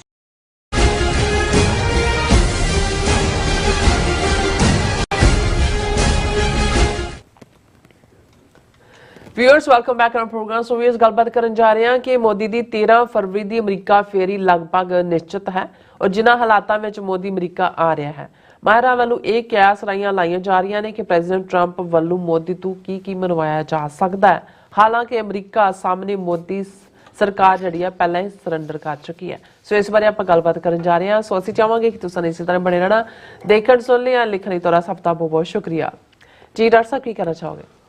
ਦੇਖੋ, ਅਸੀਂ ਲਗਾਤਾਰਤਾ ਨਾਲ ਜਿਹੜਾ ਇਹ ਡਿਸਕਸ ਕਰਦੇ ਰਹੇ ਕਿ ਮੋਦੀ ਟਰੰਪ ਰਿਲੇਸ਼ਨਸ਼ਿਪ ਜਿਹੜੀ ਟਰੰਪ ਦੀ ਪਹਿਲੀ ਟਰਮ ਵੇਲੇ ਬਹੁਤ ਜਿਹੜੀ ਹੈ ਉਹ ਅਪਣੱਤ ਵਾਲੀ ਸੀ।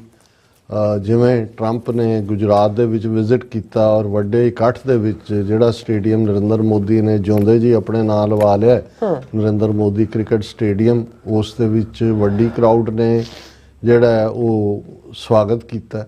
ਔਰ ਫਿਰ ਜਿਹੜਾ ਹਾਈਟ ਆਫ ਦਾ ਰਿਲੇਸ਼ਨਸ਼ਿਪ ਸੀ ਜਦੋਂ ਕਿ ਹਿਊਸਟਨ ਦੇ ਵਿੱਚ ਹਾਊਡੀ ਮੌਡੀ ਜਿਹੜਾ ਇੱਕ ਇਕੱਠ ਜਿਸ ਦੇ ਵਿੱਚ ਕਾਫੀ ਵੱਡੀ ਗਿਣਤੀ ਦੇ ਵਿੱਚ ਜਿਹੜੇ ਬਹੁਤ ਸਾਰੇ ਪਲੇਨਸ ਰਾਹੀਂ ਗੁਜਰਾਤੀ ਮੂਲ ਦੇ ਔਰ ਦੂਸਰੇ ਲੋਕਾਂ ਨੂੰ ਇਕੱਠਿਆ ਕੀਤਾ ਗਿਆ। ਔਰ ਇਹ ਵੀ ਸ਼ਾਇਦ ਅਮਰੀਕਾ ਦੀ ਹਿਸਟਰੀ 'ਚ ਪਹਿਲੀ ਵਾਰ ਹੋਇਆ ਹੋਵੇਗਾ ਕਿ ਕਿਸੇ ਹੋਰ ਮੁਲਕ ਦੇ ਪੋਲੀਟੀਸ਼ੀਅਨ ਨੇ ਅਮਰੀਕਨ ਪ੍ਰੈਜ਼ੀਡੈਂਸ਼ੀਅਲ ਕੈਂਡੀਡੇਟ ਦਾ ਸਿਟਿੰਗ ਪ੍ਰੈਜ਼ੀਡੈਂਟ ਦੀ ਬਾਂਹ ਫੜ ਕੇ ਆਪਣੇ ਲੋਕਾਂ ਨੂੰ ਇਹ ਕਿਹਾ ਹੋਏ ਕਿ ਇਬ ਕੀ ਬਾਰ ਟਰੰਪ ਸਰਕਾਰ। ਔਰ ਨਤੀਜੇ ਦੇ ਤੌਰ ਤੇ ਭਾਵੇਂ ਟਰੰਪ ਹਾਰਿਆ, ਲੇਕਿਨ ਇਹਦੇ 'ਚ ਕੋਈ ਦੋ ਰਾਵਾਂ ਨਹੀਂ ਨੇ ਕਿ ਜਦੋਂ ਅਸੀਂ ਵੋਟਿੰਗ ਪੈਟਰਨ ਦੇਖਦੇ ਹਾਂ ਜਿਹੜੇ ਇਹਨਾਂ ਮੁਲਕਾਂ ਦੇ ਵਿੱਚ ਵੀ ਜਾਂ UK 'ਚ ਵੀ ਐਟ ਸਮ ਸਟੇਜ ਕਿ ਮੋਸਟਲੀ ਜਿਹੜੇ ਇਮੀਗ੍ਰੈਂਟ ਜਾਂ ਲੋਕ ਰਹੇ ਨੇ ਉਹ ਆਲਮੋਸਟ 90% 90-95% ਡੈਮੋਕ੍ਰੈਟ ਵੋਟਰ ਰਹੇ ਨੇ ਜਾਂ UK ਦੇ ਵਿੱਚ ਲੇਬਰ ਨੂੰ ਵੋਟ ਕਰਦੇ ਸੀ। ਹੁਣ ਇਸ ਸਾਰੇ ਪੀਰੀਅਡ 'ਚ ਜਦੋਂ ਤੋਂ ਨਰਿੰਦਰ ਮੋਦੀ ਜਾਂ RSS ਦੀ right wing extreme Hindutva ideology ਵਾਲੀ ਸਰਕਾਰ ਆਈ ਹੈ, ਅਸੀਂ ਦੇਖਦੇ ਹਾਂ ਵੀ ਯੂਕੇ ਦੇ ਵਿੱਚ ਤਾਂ ਇਸ ਲੈਵਲ ਤੇ ਜਿਹੜੇ ਇੰਡੀਅਨਸ ਨੇ ਉਹ ਝੁਕੇ, ਜਿਹੜੇ ਕੰਜ਼ਰਵੇਟਿਵਸ ਵੱਲ ਕੇ ਰਿਸ਼ੀ ਸੁਨਕ ਪ੍ਰਾਈਮ ਮਿਨਿਸਟਰ ਬਣਿਆ।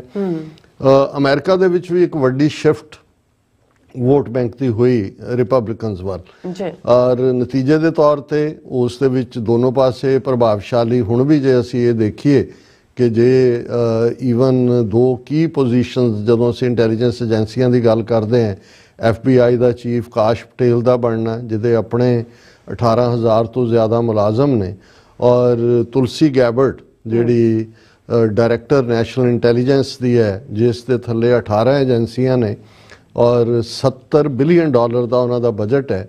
ਆਲਮੋਸਟ ਜਿਹੜੀ ਸੈਨੇਟ ਕਮੇਟੀ 'ਚ ਹੈ ਉਹਨਾਂ 'ਚ ਤੁਲਸੀ ਗੈਬਰਟ ਦੀ ਕਲੀਅਰੈਂਸ ਹੋ ਗਈ ਹੈ, ਔਰ ਮੋਸਟ ਲਾਈਕਲੀ ਕਿਉਂਕਿ ਬਿਲਕੁਲ ਸਟ੍ਰਿਕਟ ਪਾਰਟੀ ਲਾਈਨ ਦੇ ਉੱਤੇ ਹੀ ਵੋਟਾਂ ਪੈ ਰਹੀਆਂ ਨੇ, ਔਰ 53 ਔਰ 47 ਇਹ ਰੇਸ਼ੋ ਹੈ, 53 ਸੈਨੇਟਰ ਉਹਨਾਂ ਦੇ ਨੇ, ਔਰ ਕਮੇਟੀਆਂ 'ਚ ਵੀ ਪਾਰਟੀ ਲਾਈਨ ਦੇ ਉੱਤੇ ਹੀ ਹੋਈ, ਜਿਹੜੇ ਡੈਮੋਕ੍ਰੈਟਸ ਸੀ ਉਹਨਾਂ ਨੇ ਅਗੇਂਸਟ ਵੋਟ ਪਾਈ।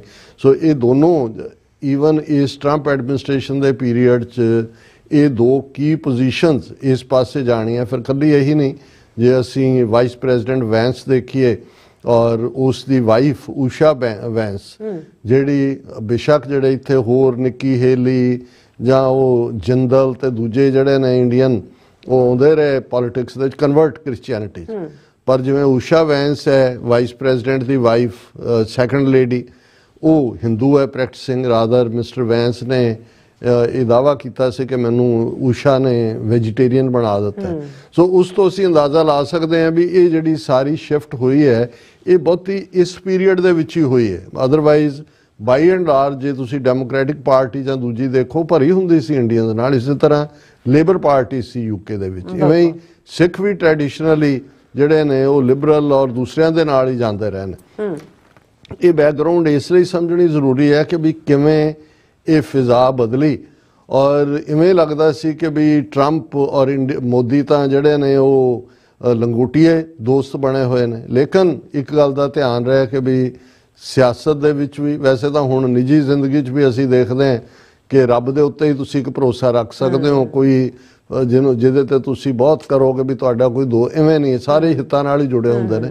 ਪਰ ਸਿਆਸਤ ਦੇ ਵਿੱਚ ਇੱਕ ਵਾਕਿਆ ਨੇ ਮੋਦੀ ਨੂੰ ਬਿਲਕੁਲ ਟਰੰਪ ਦੀਆਂ ਨਜ਼ਰਾਂ 'ਚ ਡੇਗ ਦਿੱਤਾ। ਉਹ ਸੀ ਕਿ ਜਦੋਂ ਬੀਤੇ ਉਸ ਟਰਮ ਵੇਲੇ ਤਾਂ ਹਾਰ ਗਿਆ ਟਰੰਪ, ਹੁਣ ਜਦੋਂ ਦੁਬਾਰਾ ਉਹ ਰਿਪਬਲਿਕਨ ਕੈਂਡੀਡੇਟ ਬਣਿਆ ਔਰ ਪਿਛਲੇ ਸਾਲ ਦੇ ਵਿੱਚ ਜੂਨ ਦੇ ਮਹੀਨੇ ਜਦੋਂ ਮੋਦੀ UN ਸੈਸ਼ਨ ਦੇ ਵਿੱਚ ਔਰ ਕੁਆਡ ਮੀਟਿੰਗ ਜਿਹੜੀ ਬਾਈਡਨ ਨੇ ਆਪਣੇ ਘਰ ਹੀ ਡੈਲਾਵੇਅਰ 'ਚ ਕੀਤੀ ਉਹਦੇ ਲਈ ਆਇਆ, ਤੇ ਟਰੰਪ ਨੇ ਉਸ ਤੋਂ ਪਹਿਲਾਂ ਹੀ ਆਪਣਾ ਸੋਸ਼ਲ ਮੀਡੀਆ ਤੇ ਕਰਤਾ ਸੀ ਕਿ my friend Modi is coming and I will meat ਹਿਮ।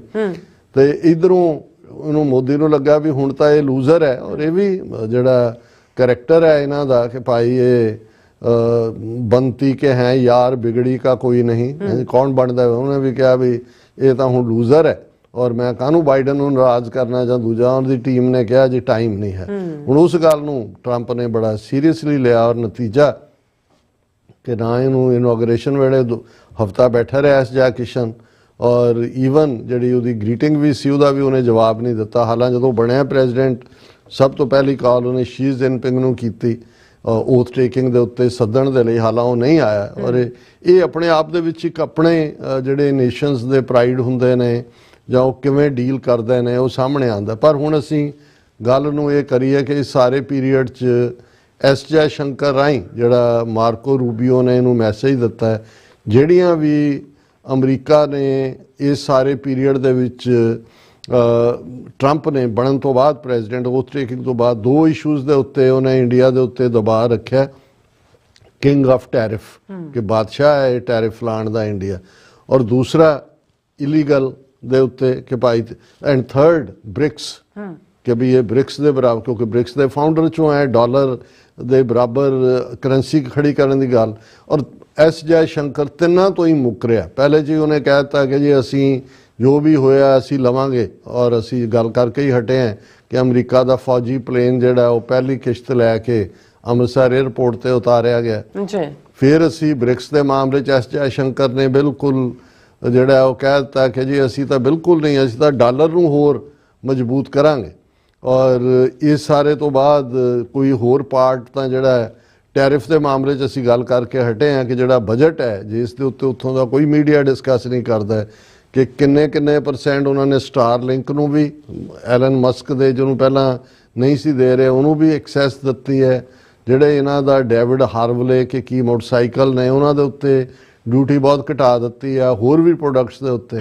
ਸੋ ਹੁਣ ਇਸ ਸਾਰੇ ਨੂੰ ਮੋਦੀ ਦੀ ਫਾਈਨਲੀ ਮੈਂ ਸਮਝਦਾ ਵੀ ਨੇਤਨਯਾਹੂ ਤੋਂ ਬਾਅਦ ਸ਼ਾਇਦ ਸੈਕੰਡ ਜਿਹੜਾ ਆਫ ਕਨਸੀਕੁਐਂਸ ਕੋਈ ਜਾਂ ਆਫ ਇੰਪੋਰਟੈਂਸ ਜੇ ਕਹਿਣਾ ਹੋਏ ਗਲੋਬਲ ਸੀਨ ਤੇ ਉਹ ਉਹਨੇ 2 ਰੋਜ਼ਾ ਦੌਰੇ ਦੇ ਉੱਤੇ ਫਰਾਂਸ ਆਣਾ ਹੈ। ਆਰਟੀਫਿਸ਼ੀਅਲ ਇੰਟੈਲੀਜੈਂਸ ਨਾਲ ਰਿਲੇਟਡ ਕੋਈ ਸਮਿਟ ਹੈ ਮੁਲਕਾਂ ਦੀ ਔਰ ਉੱਥੋਂ 12 ਤਰੀਕ ਨੂੰ ਰਾਤ ਮੋਦੀ ਨੇ ਇੱਥੇ ਆਣਾ ਹੈ। ਮੋਸਟ ਲਾਈਕਲੀ 13 ਨੂੰ ਮੀਟਿੰਗ ਵਾਈਟ ਹਾਊਸ ਦੇ ਵਿੱਚ ਹੋਏਗੀ, 14 ਨੂੰ ਉਹ ਲੀਵ ਕਰੇਗਾ ਜਾਂ ਕੋਈ ਹੋਰ ਈਵਨ ਉਹਦੇ ਆਨਰ ਦੇ ਵਿੱਚ ਟਰੰਪ ਜਿਹੜਾ ਹੈ ਉਹ ਡਿਨਰ ਵੀ ਥਰੋ ਕਰ ਸਕਦਾ ਜੇ ਕਿਉਂਕਿ ਬਹੁਤੀਆਂ ਖਬਰਾਂ ਜਿਹਨੂੰ ਕਹਿੰਦੇ ਨੇ ਵੀ ਛਣ ਕੇ ਆ ਰਹੀਆਂ।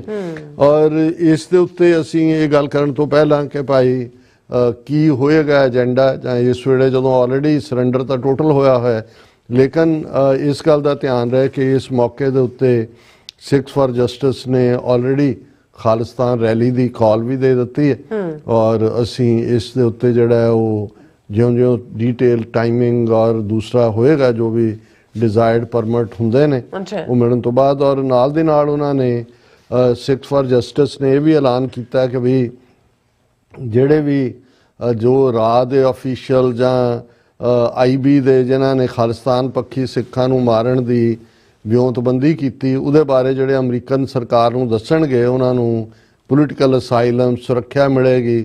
ਔਰ ਇਹ ਜਿਹੜਾ ਉਹਨਾਂ ਨੇ ਕਿਹਾ ਕਿ ਵੀ ਜਿਹੜੀ ਮੋਦੀ ਦੀ ਕਿਲ ਲਿਸਟ ਸੀ ਜੇ ਕੋਈ ਉਹਨੂੰ ਜਨਤਕ ਕਰੇ ਉਹਨੂੰ ਵੀ ਇਨਾਮ ਦਿੱਤੇ ਜਾਣਗੇ। ਔਰ ਇਹ ਜਿਹੜਾ ਉਹਨਾਂ ਨੇ ਅਜੀਤ ਡੋਵਲ ਔਰ ਸਿਵਲ ਲਾ ਸੂਟ ਤਾਂ ਪਹਿਲਾਂ ਹੀ ਹੈ ਔਰ ਉਹਦੇ 'ਚ ਉਹਨਾਂ ਨੇ ਕਿਹਾ ਕਿ ਵੀ ਖਾਸ ਤੌਰ ਤੇ ਭਾਰਤੀ ਖੁਫੀਆ ਵਿਭਾਗ ਵਾਲਿਆਂ ਨੂੰ ਇਹ ਕਾਲ ਦਿੱਤੀ ਹੈ ਕਿ ਵੀ ਤੁਸੀਂ ਵਿਸਲ ਬਲੋਅਰ ਬਣੋ, ਅੰਦਰੂਨੀ ਜਾਣਕਾਰੀ ਦਿਓ ਔਰ ਅਮਰੀਕਾ 'ਚ ਤੁਸੀਂ ਸੁਰੱਖਿਆ ਰਹਿ ਸਕਦੇ ਹੋ।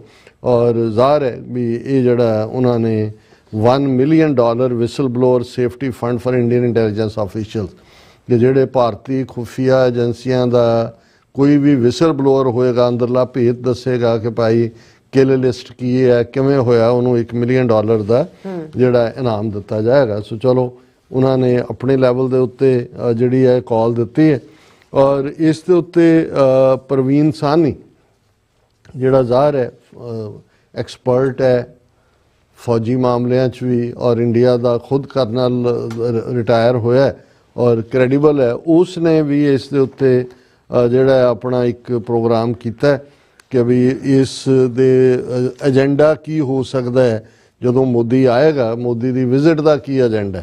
ਸੋ ਉਸ 'ਚੋਂ ਜਿਹੜੇ 3-4-5 ਨੁਕਤੇ ਨਿਕਲਦੇ ਨੇ ਉਹ ਇਹੀ ਨੇ ਕਿ ਇਹ ਜਿਹੜਾ ਇਹ ਸਾਰੇ 'ਚ ਕਿਉਂਕਿ ਟਾਈਮ ਕੰਸਟ੍ਰੇਂਟ ਹੋਣਾ ਹੈ ਔਰ ਇਹਦੇ 'ਚ ਵੀ ਕੋਈ ਬਹੁਤਾ ਇਹ ਨਹੀਂ ਹੈ ਕਿ ਕੋਈ ਬਹੁਤੀਆਂ ਡੀਲਸ ਔਰ ਦੂਸਰੀਆਂ ਹੋਣਗੀਆਂ। ਇਹ ਮੋਦੀ ਆਪਣਾ ਪਰਸਨਲ ਕਮਿਊਨੀਕੇਸ਼ਨ ਵਾਪਸ ਐਸਟੈਬਲਿਸ਼ ਕਰਨਾ ਚਾਹੁੰਦਾ ਹੈ, ਗੋਡਿਆਂ ਗਾਡਿਆਂ ਨੂੰ ਹੱਥ ਲਾਏਗਾ, ਕਹੇਗਾ ट्रंप साहब हमसे गलती हुआ अब आगे से गलती नहीं होगा। उन्हें भी कहना my friend Modi give me whatever I ask for.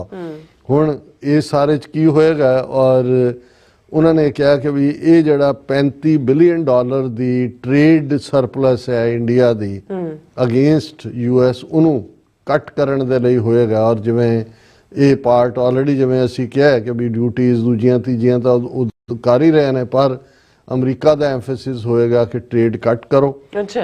और सैकंडली इस जॉइंट कॉन्फ्रेंस जे कीती प्रेस कॉन्फ्रेंस जॉइंट हो सकता है, मैनूं लगता है मोदी जॉइंट प्रेस कॉन्फ्रेंस नहीं करेगा। पहली बारी करके वॉल स्ट्रीट जर्नल वाली बीबी ने उन्होंने ऐसा झटका दिता सी कि भी उत्थे तो उन्हें अज तक 10 साल च नहीं की कदे भी प्रेस कॉन्फ्रेंस।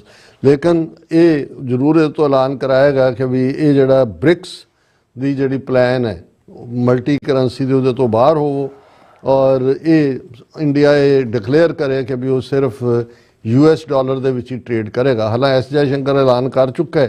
फिर जिहड़ा US डिफेंस इक्विपमेंट बाय करने दे लई ये भी कुछ ना कुछ MOU जिहड़ा मैमो ऑफ अंडरस्टैंडिंग होएगा और ये मोदी गवर्नमेंट जिहड़ी है उन्होंने कहा जाएगा कि होर ਬਾਏ ਮੋਰ ਔਰ ਫਿਰ ਆਇਲ ਕਰੂਡ ਆਇਲ ਔਰ ਦੂਜਾ ਬਾਏ ਮੋਰ ਐਨਰਜੀ ਜਿਹੜੀ ਹੈ US ਤੋਂ ਔਰ ਨਾਲ ਦੀ ਨਾਲ ਅੰਦਰ ਵਾੜ ਕੇ ਉਹਨੂੰ ਕਹਿਣਗੇ ਕਿ ਵੀ ਹੁਣ ਰਸ਼ੀਆ ਵੱਲ ਮੂੰਹ ਨਹੀਂ ਕਰਨਾ, ਜਿਹੜੀ ਈਰਾਨ ਦੇ ਨਾਲ ਚਾਬਹਾਰ ਪੋਰਟ ਤੁਸੀਂ ਡਿਵੈਲਪ ਕਰਨ ਦੀ ਲਾਈਨ ਹੈ ਉਸ ਤੋਂ ਪਿੱਛੇ ਹਟੋ। ਸੋ ਇਹ ਜਿਹੜਾ ਕੁਝ ਚੀਜ਼ਾਂ ਅੰਦਰੂਨੀ ਬਾਂਹ ਮਰੋੜੀ ਹੋਏਗੀ, ਲੇਕਿਨ ਇਹ ਜਿਹੜਾ ਇਹਨਾਂ ਲਾਈਨਸ ਦੇ ਉੱਤੇ ਹੋਏਗਾ। ਲੇਕਿਨ ਅਸੀਂ ਮੋਦੀ ਦੇ ਸਵਾਗਤ ਦੇ ਲਈ ਜੁੱਤੀਆਂ ਦਾ ਹਾਰ ਲੈ ਕੇ ਵਾਈਟ ਹਾਊਸ ਦੇ ਐਨ ਸਾਹਮਣੇ ਲਫੈਦ ਪਾਰਕ ਦੇ ਵਿੱਚ ਹਾਜ਼ਰ ਹੋਵਾਂਗੇ ਔਰ ਅਸੀਂ ਇਹ ਅਪੀਲ ਵੀ ਕਰਾਂਗੇ ਆਪਣੇ ਭੈਣਾਂ ਭਰਾਵਾਂ ਨੂੰ ਜਿਹੜੇ ਈਸਟ ਕੋਸਟ ਦੇ ਨੇ, ਦੂਰੋਂ ਵੀ ਫਲਾਈ ਕਰਕੇ ਆ ਸਕਦੇ ਨੇ, ਕਿ ਆਲਰੇਡੀ ਜਿਹੜਾ ਉਹ 13 ਦਾ ਖਾਸ ਤੌਰ ਤੇ ਦਿਨ ਫ੍ਰੀ ਰੱਖੋ। ਹਾਲਾਂਕਿ ਕਈ ਵਾਰੀ ਮੌਕੇ ਤੇ ਦਿਨ ਇੱਕ ਅੱਧਾ ਫਲਿਪ ਵੀ ਹੋ ਸਕਦਾ ਹੈ, ਬਟ ਮੋਸਟ ਲਾਈਕਲੀ ਇਹ 13 ਦਾ ਹੀ ਦਿਨ ਹੋਏਗਾ। ਜੀ ਰਾਸਾ, ਤੁਹਾਡਾ ਬਹੁਤ ਬਹੁਤ ਧੰਨਵਾਦ। ਸੋ ਇੱਥੇ ਲੈਣੇ ਬ੍ਰੇਕ ਵਿਊਅਰਸ, ਹੋ ਤੁਸੀਂ ਇਸੇ ਤਰ੍ਹਾਂ ਬਣੇ ਰਹਿਣਾ। ਮਿਲਦੇ ਹਾਂ ਆਫਟਰ ਦਿਸ ਸ਼ਾਰਟ ਬ੍ਰੇਕ।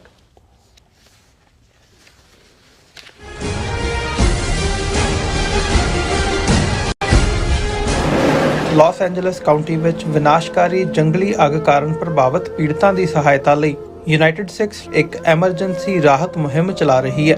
ਸ਼ਹਿਰ ਦੇ ਉੱਤਰ ਵਿੱਚ ਸੰਘਣੀ ਆਬਾਦੀ ਵਾਲੇ 40 ਕਿਲੋਮੀਟਰ ਦੇ ਖੇਤਰ ਵਿੱਚ ਲੱਗੀ ਅੱਗ ਕਾਰਨ 12,000 ਤੋਂ ਵੱਧ ਇਮਾਰਤਾਂ ਸੜ ਚੁੱਕੀਆਂ ਹਨ। 1.5 ਲੱਖ ਲੋਕਾਂ ਨੂੰ ਇਲਾਕਾ ਛੱਡਣ ਲਈ ਮਜਬੂਰ ਹੋਣਾ ਪਿਆ ਤੇ ਕਰੀਬ 700 ਤੋਂ ਵੱਧ ਲੋਕਾਂ ਨੂੰ ਸ਼ਰਨਾਰਥੀ ਕੈਂਪਾਂ ਵਿੱਚ ਠਹਿਰਾਇਆ ਗਿਆ। ਮੁਸ਼ਕਲ ਦੀ ਇਸ ਘੜੀ ਵਿੱਚ ਸੇਵਾ ਤੇ ਸਰਬੱਤ ਦੇ ਭਲੇ ਦੇ ਸਿਧਾਂਤ ਤੋਂ ਸੇਧ ਲੈ ਕੇ ਯੂਨਾਈਟਿਡ ਸਿਕਸ ਲੋੜਵੰਦਾਂ ਨੂੰ ਭੋਜਨ, ਸਪਲਾਈ ਅਤੇ ਉਮੀਦ ਪ੍ਰਦਾਨ ਕਰ ਰਹੀ ਹੈ। ਯੂਨਾਈਟਿਡ ਸਿਕਸ ਦੇ ਸੇਵਾ ਕਾਰਜਾਂ ਵਿੱਚ ਹਿੱਸਾ ਪਾਉਣ ਲਈ ਤੁਸੀਂ ਯੂਨਾਈਟਿਡ ਸਿਕਸ ਦੀ ਵੈਬਸਾਈਟ ਤੇ ਜਾ ਕੇ ਡੋਨੇਟ ਕਰ ਸਕਦੇ ਹੋ ਜਾਂ ਇਹਨਾਂ ਨਾਲ ਜੁੜਨ ਲਈ 8558786333 ਤੇ ਸੰਪਰਕ ਕਰ ਸਕਦੇ ਹੋ। ਕੀ ਤੁਹਾਨੂੰ 30, 40 ਜਾਂ 50 ਦਿਨ ਵੇਟ ਕਰਨੀ ਪੈ ਰਹੀ ਹੈ ਤੁਹਾਡੇ ਚੈੱਕ ਲਈ? ਫਿਰ ਬ੍ਰੋਕਰਾਂ ਪਿੱਛੇ ਭੱਜਦੇ ਫਿਰਦੇ ਹੋ ਪੈਸੇ ਲਈ। ਬਹੁਤ ਜ਼ਿਆਦਾ ਟਾਈਮ ਵੇਸਟ ਹੋ ਜਾਂਦਾ ਇੱਦਾਂ ਤਾਂ। ਜੇ ਤੁਸੀਂ ਅੱਜ ਹੀ ਪੈਸੇ ਲੈਣੇ ਤਾਂ ਬੌਬਟੇਲ ਨੂੰ ਕਾਲ ਕਰੋ। ਬੌਬਟੇਲ ਤੁਹਾਡੀਆਂ ਇਨਵੋਇਸਿਸ ਸੇਮ ਡੇ ਫੰਡ ਕਰ ਸਕਦੇ ਹਨ for a small fee, no contract, no reserve and no hidden fees। ਅੱਜ ਹੀ ਕਾਲ ਕਰੋ ਬੌਬਟੇਲ ਨੂੰ ਤੇ ਤੁਹਾਡਾ ਪਹਿਲਾ ਮਹੀਨਾ ਫ੍ਰੀ। 410 204 2084 ਅਗੇਨ 410 204 2084।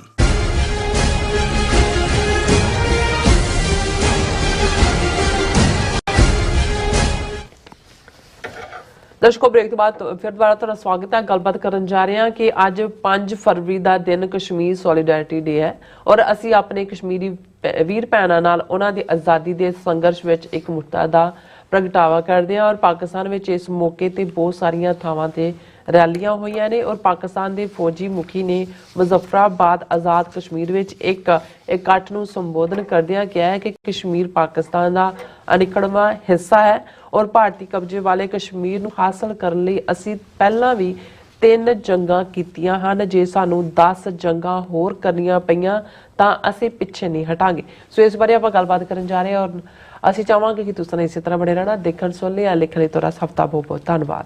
ਜੀ ਡਾਕਟਰ ਸਾਹਿਬ, ਕੀ ਕਹਿਣਾ ਚਾਹੋਗੇ? ਦੇਖੋ, ਅੱਜ ਕਸ਼ਮੀਰ ਸੋਲੀਡੈਰਿਟੀ ਡੇ ਹੈ। ਪੰਜਾਬੀ 'ਚ ਅਸੀਂ ਇਕਮੁੱਠਤਾ ਕਹਿੰਦੇ ਹਾਂ, ਯਕਜ਼ਹਿਦੀ ਦਾ ਇਜ਼ਹਾਰ। ਹਾਲਾਂ ਜੇ ਪਾਕਿਸਤਾਨ ਦੇ ਵਿੱਚ ਕਸ਼ਮੀਰ ਸੋਲੀਡੈਰਿਟੀ ਡੇ ਦੇ ਪਿਛੋਕੜ ਨੂੰ ਦੇਖੀਏ ਤੇ ਜਮਾਤੇ ਇਸਲਾਮੀ ਪਾਰਟੀ ਦੇ ਕਾਜ਼ੀ ਹੁਸੈਨ ਅਹਿਮਦ ਨੇ 1990 ਦੇ ਵਿੱਚ ਇਹ ਸੁਜੈਸਟ ਕੀਤਾ ਸੀ ਕਿ ਇੱਕ ਦਿਨ ਐਸਾ ਹੋਏ ਜਿਹਦੇ 'ਚ ਕਿ ਪਾਕਿਸਤਾਨੀ ਅਵਾਮ ਜੰਮੂ ਕਸ਼ਮੀਰ ਜਿਹੜਾ ਭਾਰਤੀ ਕਬਜ਼ੇ ਵਾਲਾ ਉਹਨਾਂ ਦੇ ਨਾਲ ਆਪਣੀ ਸਿੰਪੈਥੀ, ਆਪਣੀ ਹਮਾਇਤ ਦਾ ਇਜ਼ਹਾਰ ਕਰਨ। ਹਾਲਾਂ 2004 ਦੇ ਵਿੱਚ ਇਹ ਫਾਰਮਲੀ ਇਸ ਦਿਨ ਨੂੰ ਸੈਲੀਬ੍ਰੇਟ ਕਰਨਾ ਸ਼ੁਰੂ ਕੀਤਾ ਗਿਆ। ਪਾਕਿਸਤਾਨ ਦੇ ਵਿੱਚ ਛੁੱਟੀ ਹੁੰਦੀ ਹੈ, ਬਹੁਤ ਸਾਰੀਆਂ ਥਾਵਾਂ ਤੇ ਰੈਲੀਆਂ, ਜਲਸੇ, ਜਲੂਸ ਔਰ ਜਿਹੜਾ ਦੂਸਰਾ ਕਸ਼ਮੀਰ, ਆਜ਼ਾਦ ਕਸ਼ਮੀਰ ਜਿਸ ਨੂੰ ਕਿਹਾ ਜਾਂਦਾ, ਉਹਦੀ ਕੈਪੀਟਲ ਮੁਜ਼ੱਫਰਾਬਾਦ ਹੈ, ਉੱਥੇ ਵੱਡੇ ਇਕੱਠ ਹੁੰਦੇ ਤਾਂ ਪਾਕਿਸਤਾਨ ਰਾਵਲਪਿੰਡੀ ਦੇ ਵੀ ਉਸਾਰੇ 'ਚ 20-25 ਥਾਵਾਂ ਤੇ ਇਸ ਵਰੇ ਵੀ ਰੈਲੀ ਹੋਈ ਔਰ ਦੂਸਰਾ ਹੋਇਆ। ਔਰ ਇਹ ਵੀ ਦੇਖਣ ਵਾਲੀ ਗੱਲ ਹੈ ਵੀ ਇੱਕ ਪਾਸੇ ਜੰਮੂ ਕਸ਼ਮੀਰ ਦਾ ਜਦੋਂ ਅਸੀਂ ਓਵਰਆਲ, ਕਿਉਂਕਿ ਕਈ ਸਾਡੇ ਵੀਰ ਭੈਣਾਂ ਕਹਿਣਗੇ ਕਿ ਜੀ ਤੁਸੀਂ ਜਦੋਂ ਖਾਲਿਸਤਾਨ ਦੀ ਗੱਲ ਕਰਦੇ ਹੋ ਤੁਸੀਂ ਕਸ਼ਮੀਰ ਨੂੰ ਵੀ ਬਰਾਬਰ ਦੀ ਅਹਿਮੀਅਤ ਦਿੰਦੇ ਹੋ। ਹਾਲਾਂ ਅਸੀਂ ਕਈ ਵਾਰੀ, ਮੈਨੂੰ ਯਾਦ ਹੈ ਵੀ ਜਦੋਂ ਅਸੀਂ 1991-92 'ਚ ਪਹਿਲੇ ਪ੍ਰੋਟੈਸਟ ਇੱਥੇ UN ਜਾਂ ਦੂਸਰੇ ਦੇ ਬਾਹਰ ਕਰਨੇ ਸ਼ੁਰੂ ਕੀਤੇ ਤੇ ਸਾਡੇ ਕਸ਼ਮੀਰੀ ਭਰਾ ਜਿਹੜੇ ਨੇ ਜਾਂ ਉਹਨਾਂ ਦੀ ਲੀਡਰਸ਼ਿਪ ਜਿਹੜੀ ਇੱਥੇ ਸੀ ਉਹ ਰਿਲੈਕਟੈਂਟ ਸੀ ਸਾਨੂੰ ਜੁਆਇਨ ਕਰਨ ਤੋਂ। ਉਹਨਾਂ ਨੂੰ ਉਦੋਂ ਇਹ ਲੱਗਦਾ ਸੀ ਕਿ ਵੀ ਸਾਡਾ ਕੇਸ ਵੱਖਰਾ ਹੈ, ਕਿਉਂਕਿ ਆਲਰੇਡੀ ਇੰਡੀਆ UN ਦੇ ਕੋਲ ਕੇਸ ਲੈ ਕੇ ਗਿਆ।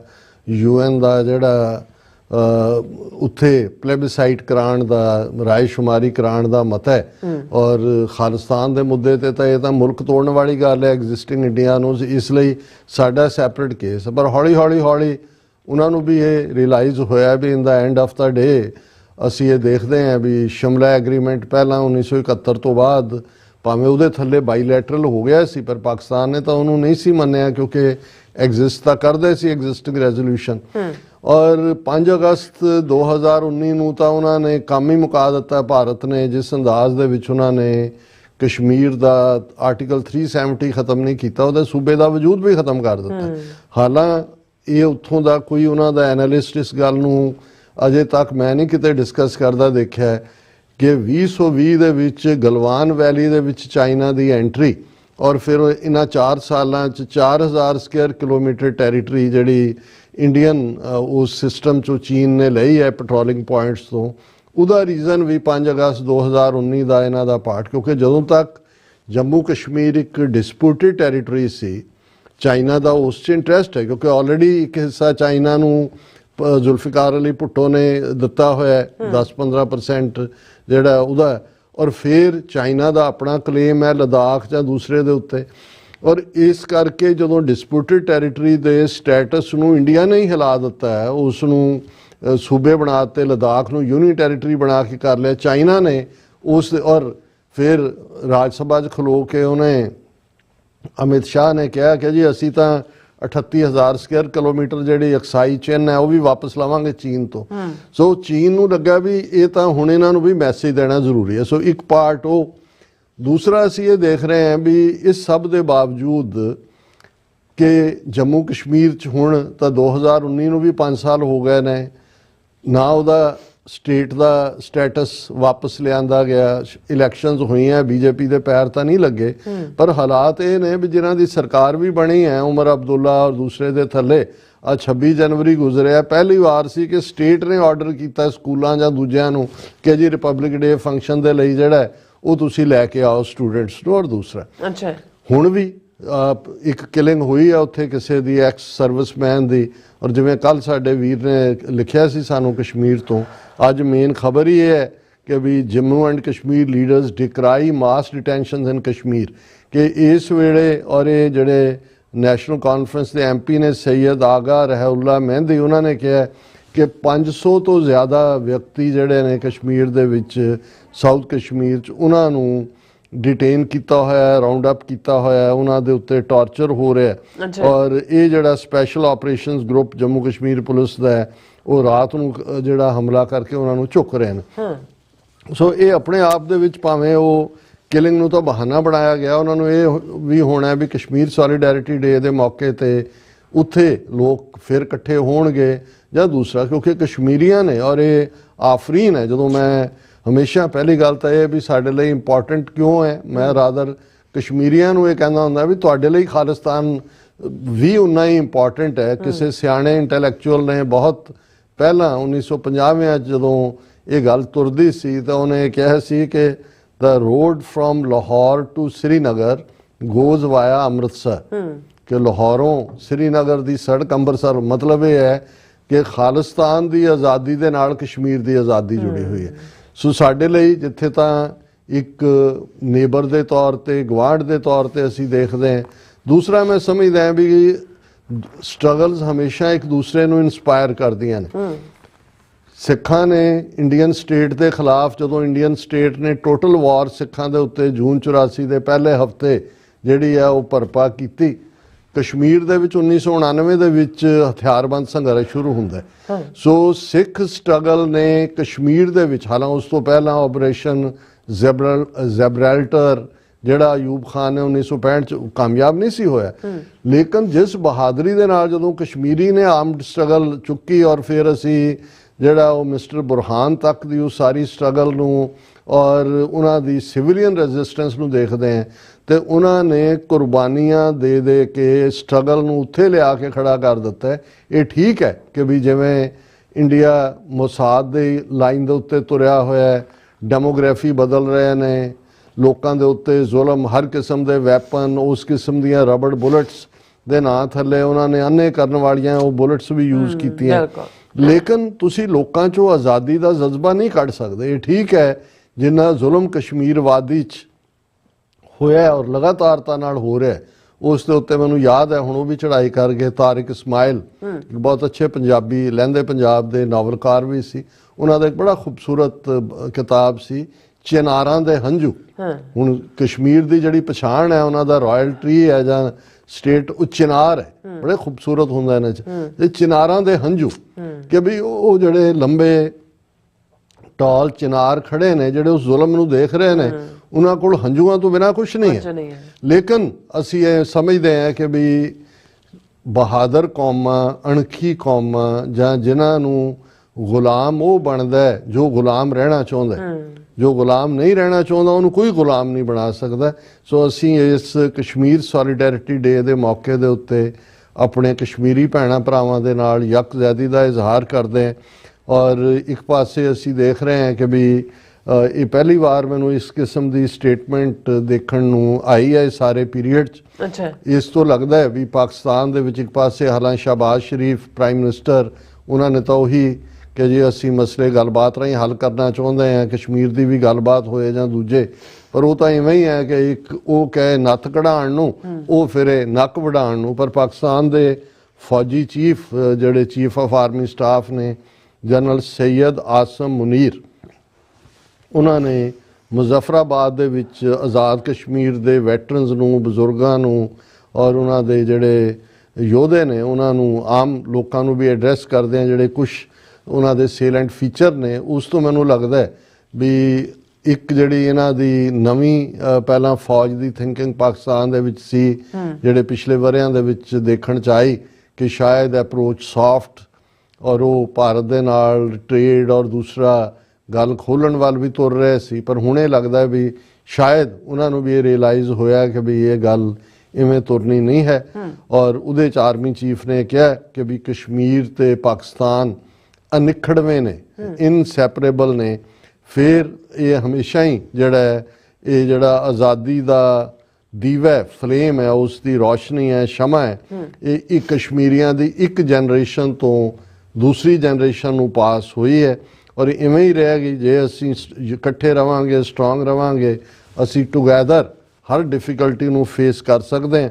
ਔਰ ਉਹਨਾਂ ਨੇ ਕਿਹਾ ਵੀ ਅੱਲਾਹ ਤਾਲਾ ਨੇ ਕਸ਼ਮੀਰ ਨੂੰ ਕੁਦਰਤੀ ਖੂਬਸੂਰਤੀ ਦੇ ਨਾਲ ਔਰ ਰਿਸੋਰਸਿਸ ਦੇ ਨਾਲ ਨਵਾਜਿਆ ਹੋਇਆ ਔਰ ਇਹ ਜਿਹੜਾ ਅੱਜ ਜਾਂ ਕੱਲ੍ਹ ਇਹ ਜ਼ੁਲਮ ਦਾ ਅਖੀਰ ਅੰਤ ਹੋਏਗਾ, ਇਹ ਹਮੇਸ਼ਾ ਇਵੇਂ ਨਹੀਂ ਰਹਿਣਾ।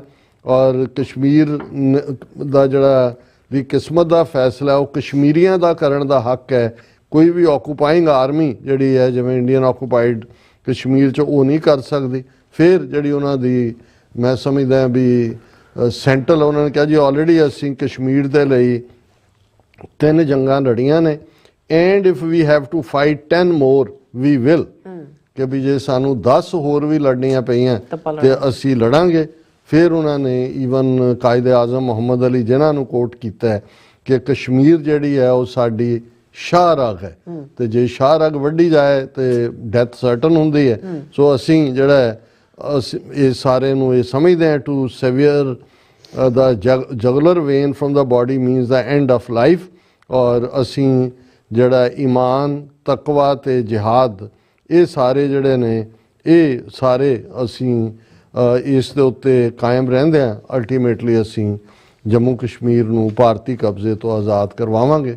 ਹੁਣ ਲਫ਼ਜ਼ ਤਾਂ ਬਹੁਤ ਮਜ਼ਬੂਤੀ ਦੇ ਨੇ, ਵੈਦਰ ਕੋਈ ਸੋਲਿਡ ਤਬਦੀਲੀ ਹੋਈ ਹੈ ਨੀਤੀ 'ਚ, ਅਸੀਂ ਹੋਪ ਹੀ ਕਰਦੇ ਹਾਂ ਕਿ ਭਾਈ ਜਿਹੜਾ ਉਹ ਦਿਨ ਦੂਰ ਨਹੀਂ ਹੈ ਜਦੋਂ ਖਾਲਿਸਤਾਨ ਦਰਿਆਏ ਜਮਨਾ ਤੋਂ ਵਾਹਗਾ ਤੱਕ ਇੰਡੀਪੈਂਡੈਂਟ ਸੋਵਰਨ ਮੁਲਕ ਹੋਏਗਾ ਔਰ ਸਾਡੇ ਜੰਮੂ ਕਸ਼ਮੀਰ ਦੇ ਵੀਰ ਭੈਣਾਂ ਵੀ ਇੰਡੀਅਨ ਆਰਮੀ ਜੈਕ ਬੂਟ ਤੋਂ ਨਿਆਤ ਪਾਣਗੇ ਔਰ ਆਜ਼ਾਦੀ ਦਾ ਨਿੱਘ ਮਾਣਨਗੇ। ਜੀ ਡਾਕਟਰ ਸਾਹਿਬ, ਤੁਹਾਡਾ ਬਹੁਤ ਬਹੁਤ ਧੰਨਵਾਦ। ਸੋ ਇੱਥੇ ਲੈਣੇ ਬ੍ਰੇਕ। ਵਿਊਅਰਸ, ਤੁਸੀਂ ਕਿਤੇ ਨਹੀਂ ਜਾਣਾ, ਮਿਲਦੇ ਆ ਛੋਟੇ ਜਿਹੇ ਬ੍ਰੇਕ ਤੋਂ ਬਾਅਦ।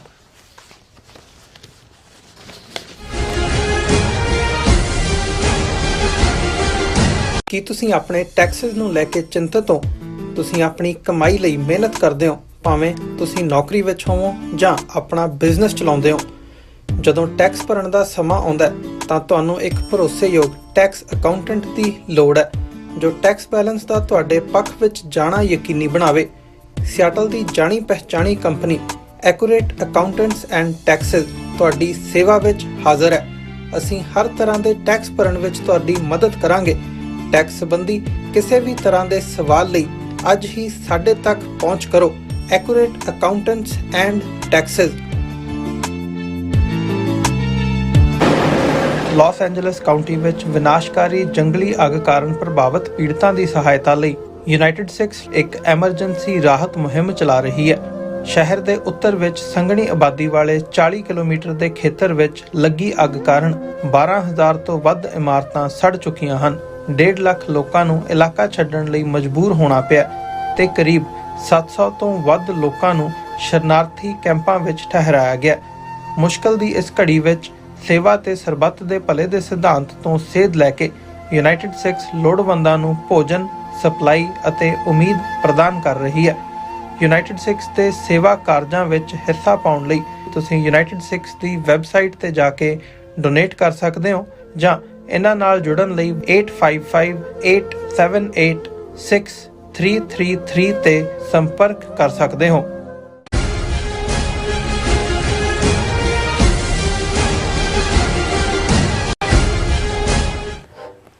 Viewers welcome back to programme. So viewers another section ਆਪਾਂ ਗੱਲਬਾਤ ਕਰਨ ਜਾ ਰਹੇ ਹਾਂ ਕਿ ਵਾਸ਼ਿੰਗਟਨ ਸਟੇਟ ਦੀ ਸਿਐਟਲ ਸਿਟੀ ਦੀ ਕਾਉਂਸਲਰ ਕਸ਼ਮਾ ਸਾਵੰਤ ਨੂੰ ਭਾਰਤ ਸਰਕਾਰ ਨੇ ਵੀਜ਼ਾ ਦੇਣ ਤੋਂ ਨਾ ਕਰ ਦਿੱਤੀ ਹੈ। ਉਹ ਆਪਣੀ ਬਿਮਾਰ ਮਾਂ ਨੂੰ ਮਿਲਣ ਲਈ ਭਾਰਤ ਜਾਣਾ ਚਾਹੁੰਦੀ ਸੀ ਔਰ ਵੀਜ਼ਾ ਨਾ ਦੇਣ ਦਾ ਕਾਰਨ ਸਿਐਟਲ ਸਿਟੀ ਕਾਉਂਸਲ ਵੱਲੋਂ ਭਾਰਤ ਦੇ ਸੀਏ ਕਾਨੂੰਨ ਔਰ ਐਨਆਰਸੀ ਕਾਨੂੰਨ ਅਤੇ ਜ਼ਾਤ-ਪਾਤ ਵਿਰੁੱਧ ਮਤੇ ਪਾਸ ਕਰਨਾ ਹੈ। ਸੋ ਅਸੀਂ ਕਸ਼ਮਾ ਸਾਵੰਤ ਦੇ ਨਾਲ ਇੱਕ ਮੁੱਦਾ ਦਾ ਇਜ਼ਹਾਰ ਕਰਦੇ ਹਾਂ। ਸੋ ਇਸ ਬਾਰੇ ਆਪਾਂ ਗੱਲਬਾਤ ਕਰਨ ਜਾ ਰਹੇ ਹਾਂ ਔਰ ਨਾਲ ਹੀ ਜਿਹੜੇ ਤੁਹਾਡੇ ਲਾਈਵ ਮੈਸੇਜ ਨੇ ਉਹ ਵੀ ਸ਼ੇਅਰ ਕਰਨ ਜਾ ਰਹੇ ਹਾਂ। ਸੋ ਅਸੀਂ ਚਾਹਾਂਗੇ ਕਿ ਤੁਸੀਂ ਇਸੇ ਤਰ੍ਹਾਂ ਬਣੇ ਰਹਿਣਾ, ਦੇਖਣ ਸੁਣ ਲਈ ਲਿਖਣ ਲਈ ਤੁਹਾਡਾ ਸਭ ਦਾ ਬਹੁਤ ਬਹੁਤ ਧੰਨਵਾਦ। ਜੀ ਰਾਜ ਸਾਹਿਬ ਕੀ ਕਹਿਣਾ ਚਾਹੋਗੇ? ਦੇਖੋ, ਇਹ ਤਾਂ ਕਾਫੀ ਦੇਰ ਤੋਂ ਹਰ ਇੱਕ ਨੂੰ ਇਸ ਗੱਲ ਦਾ ਪਤਾ ਹੈ ਕਿ ਭਾਰਤੀ ਨਿਜ਼ਾਮ ਉਹਨਾਂ ਦੇ ਕੌਂਸਲੇਟ ਐਮਬੈਸੀਆਂ ਇੱਥੇ ਵੀਜ਼ੇ ਨੂੰ ਐਜ਼ ਏ ਵੈਪਨ ਹਥਿਆਰ ਇਸਤੇਮਾਲ ਕਰਦੀਆਂ ਨੇ ਜੀ। ਸਿੱਖਾਂ ਦੇ ਮਾਮਲੇ 'ਚ ਤਾਂ ਸਿੱਧੀ ਇੰਟਰਫੇਰੈਂਸ ਗੁਰਦੁਆਰਿਆਂ 'ਚ, ਸਿੱਖ ਜਥੇਬੰਦੀਆਂ 'ਚ ਇਹ ਤਾਂ ਪਿਛਲੇ 4 ਦਹਾਈਆਂ ਤੋਂ ਚੱਲ ਹੀ ਰਹੀ ਸੀ। ਹੁਣ ਉਹ ਟਰਾਂਸਨੈਸ਼ਨਲ ਰਿਪਰੈਸ਼ਨ ਤੱਕ ਪਹੁੰਚ ਗਏ ਨੇ। ਜਿਵੇਂ ਉਹਨਾਂ ਨੇ ਕੈਨੇਡਾ ਦੇ ਵਿੱਚ ਹਰਦੀਪ ਸਿੰਘ ਨਿੱਜਰ ਨੂੰ ਸ਼ਹੀਦ ਕੀਤਾ, ਅਮਰੀਕਾ 'ਚ ਗੁਰਪਤਵੰਤ ਪੰਨੂ ਮਰਡਰ ਪਲਾਟ ਜਿਹੜਾ ਫਾਈਲ ਹੋਇਆ। ਸੋ ਲੇਕਿਨ ਈਵਨ ਇਹ ਨਹੀਂ ਹੈ ਵੀ ਸਿਰਫ ਸਿੱਖ ਤਾਂ ਉਹਨਾਂ ਦੀ ਟੋਟਲ ਵਾਰ ਸਾਡੇ ਖਿਲਾਫ ਤਾਂ ਉਹਨਾਂ ਦੀ ਜਾਰੀ ਹੈ। ਉਸ ਦੇ ਲਈ ਤਾਂ ਉਹ ਜਿਹੜਾ ਉਹ ਕਿਲਿੰਗ ਸਕੁਆਡਸ ਦਾ ਵੀ ਸਹਾਰਾ ਲੈ ਰਹੇ ਨੇ।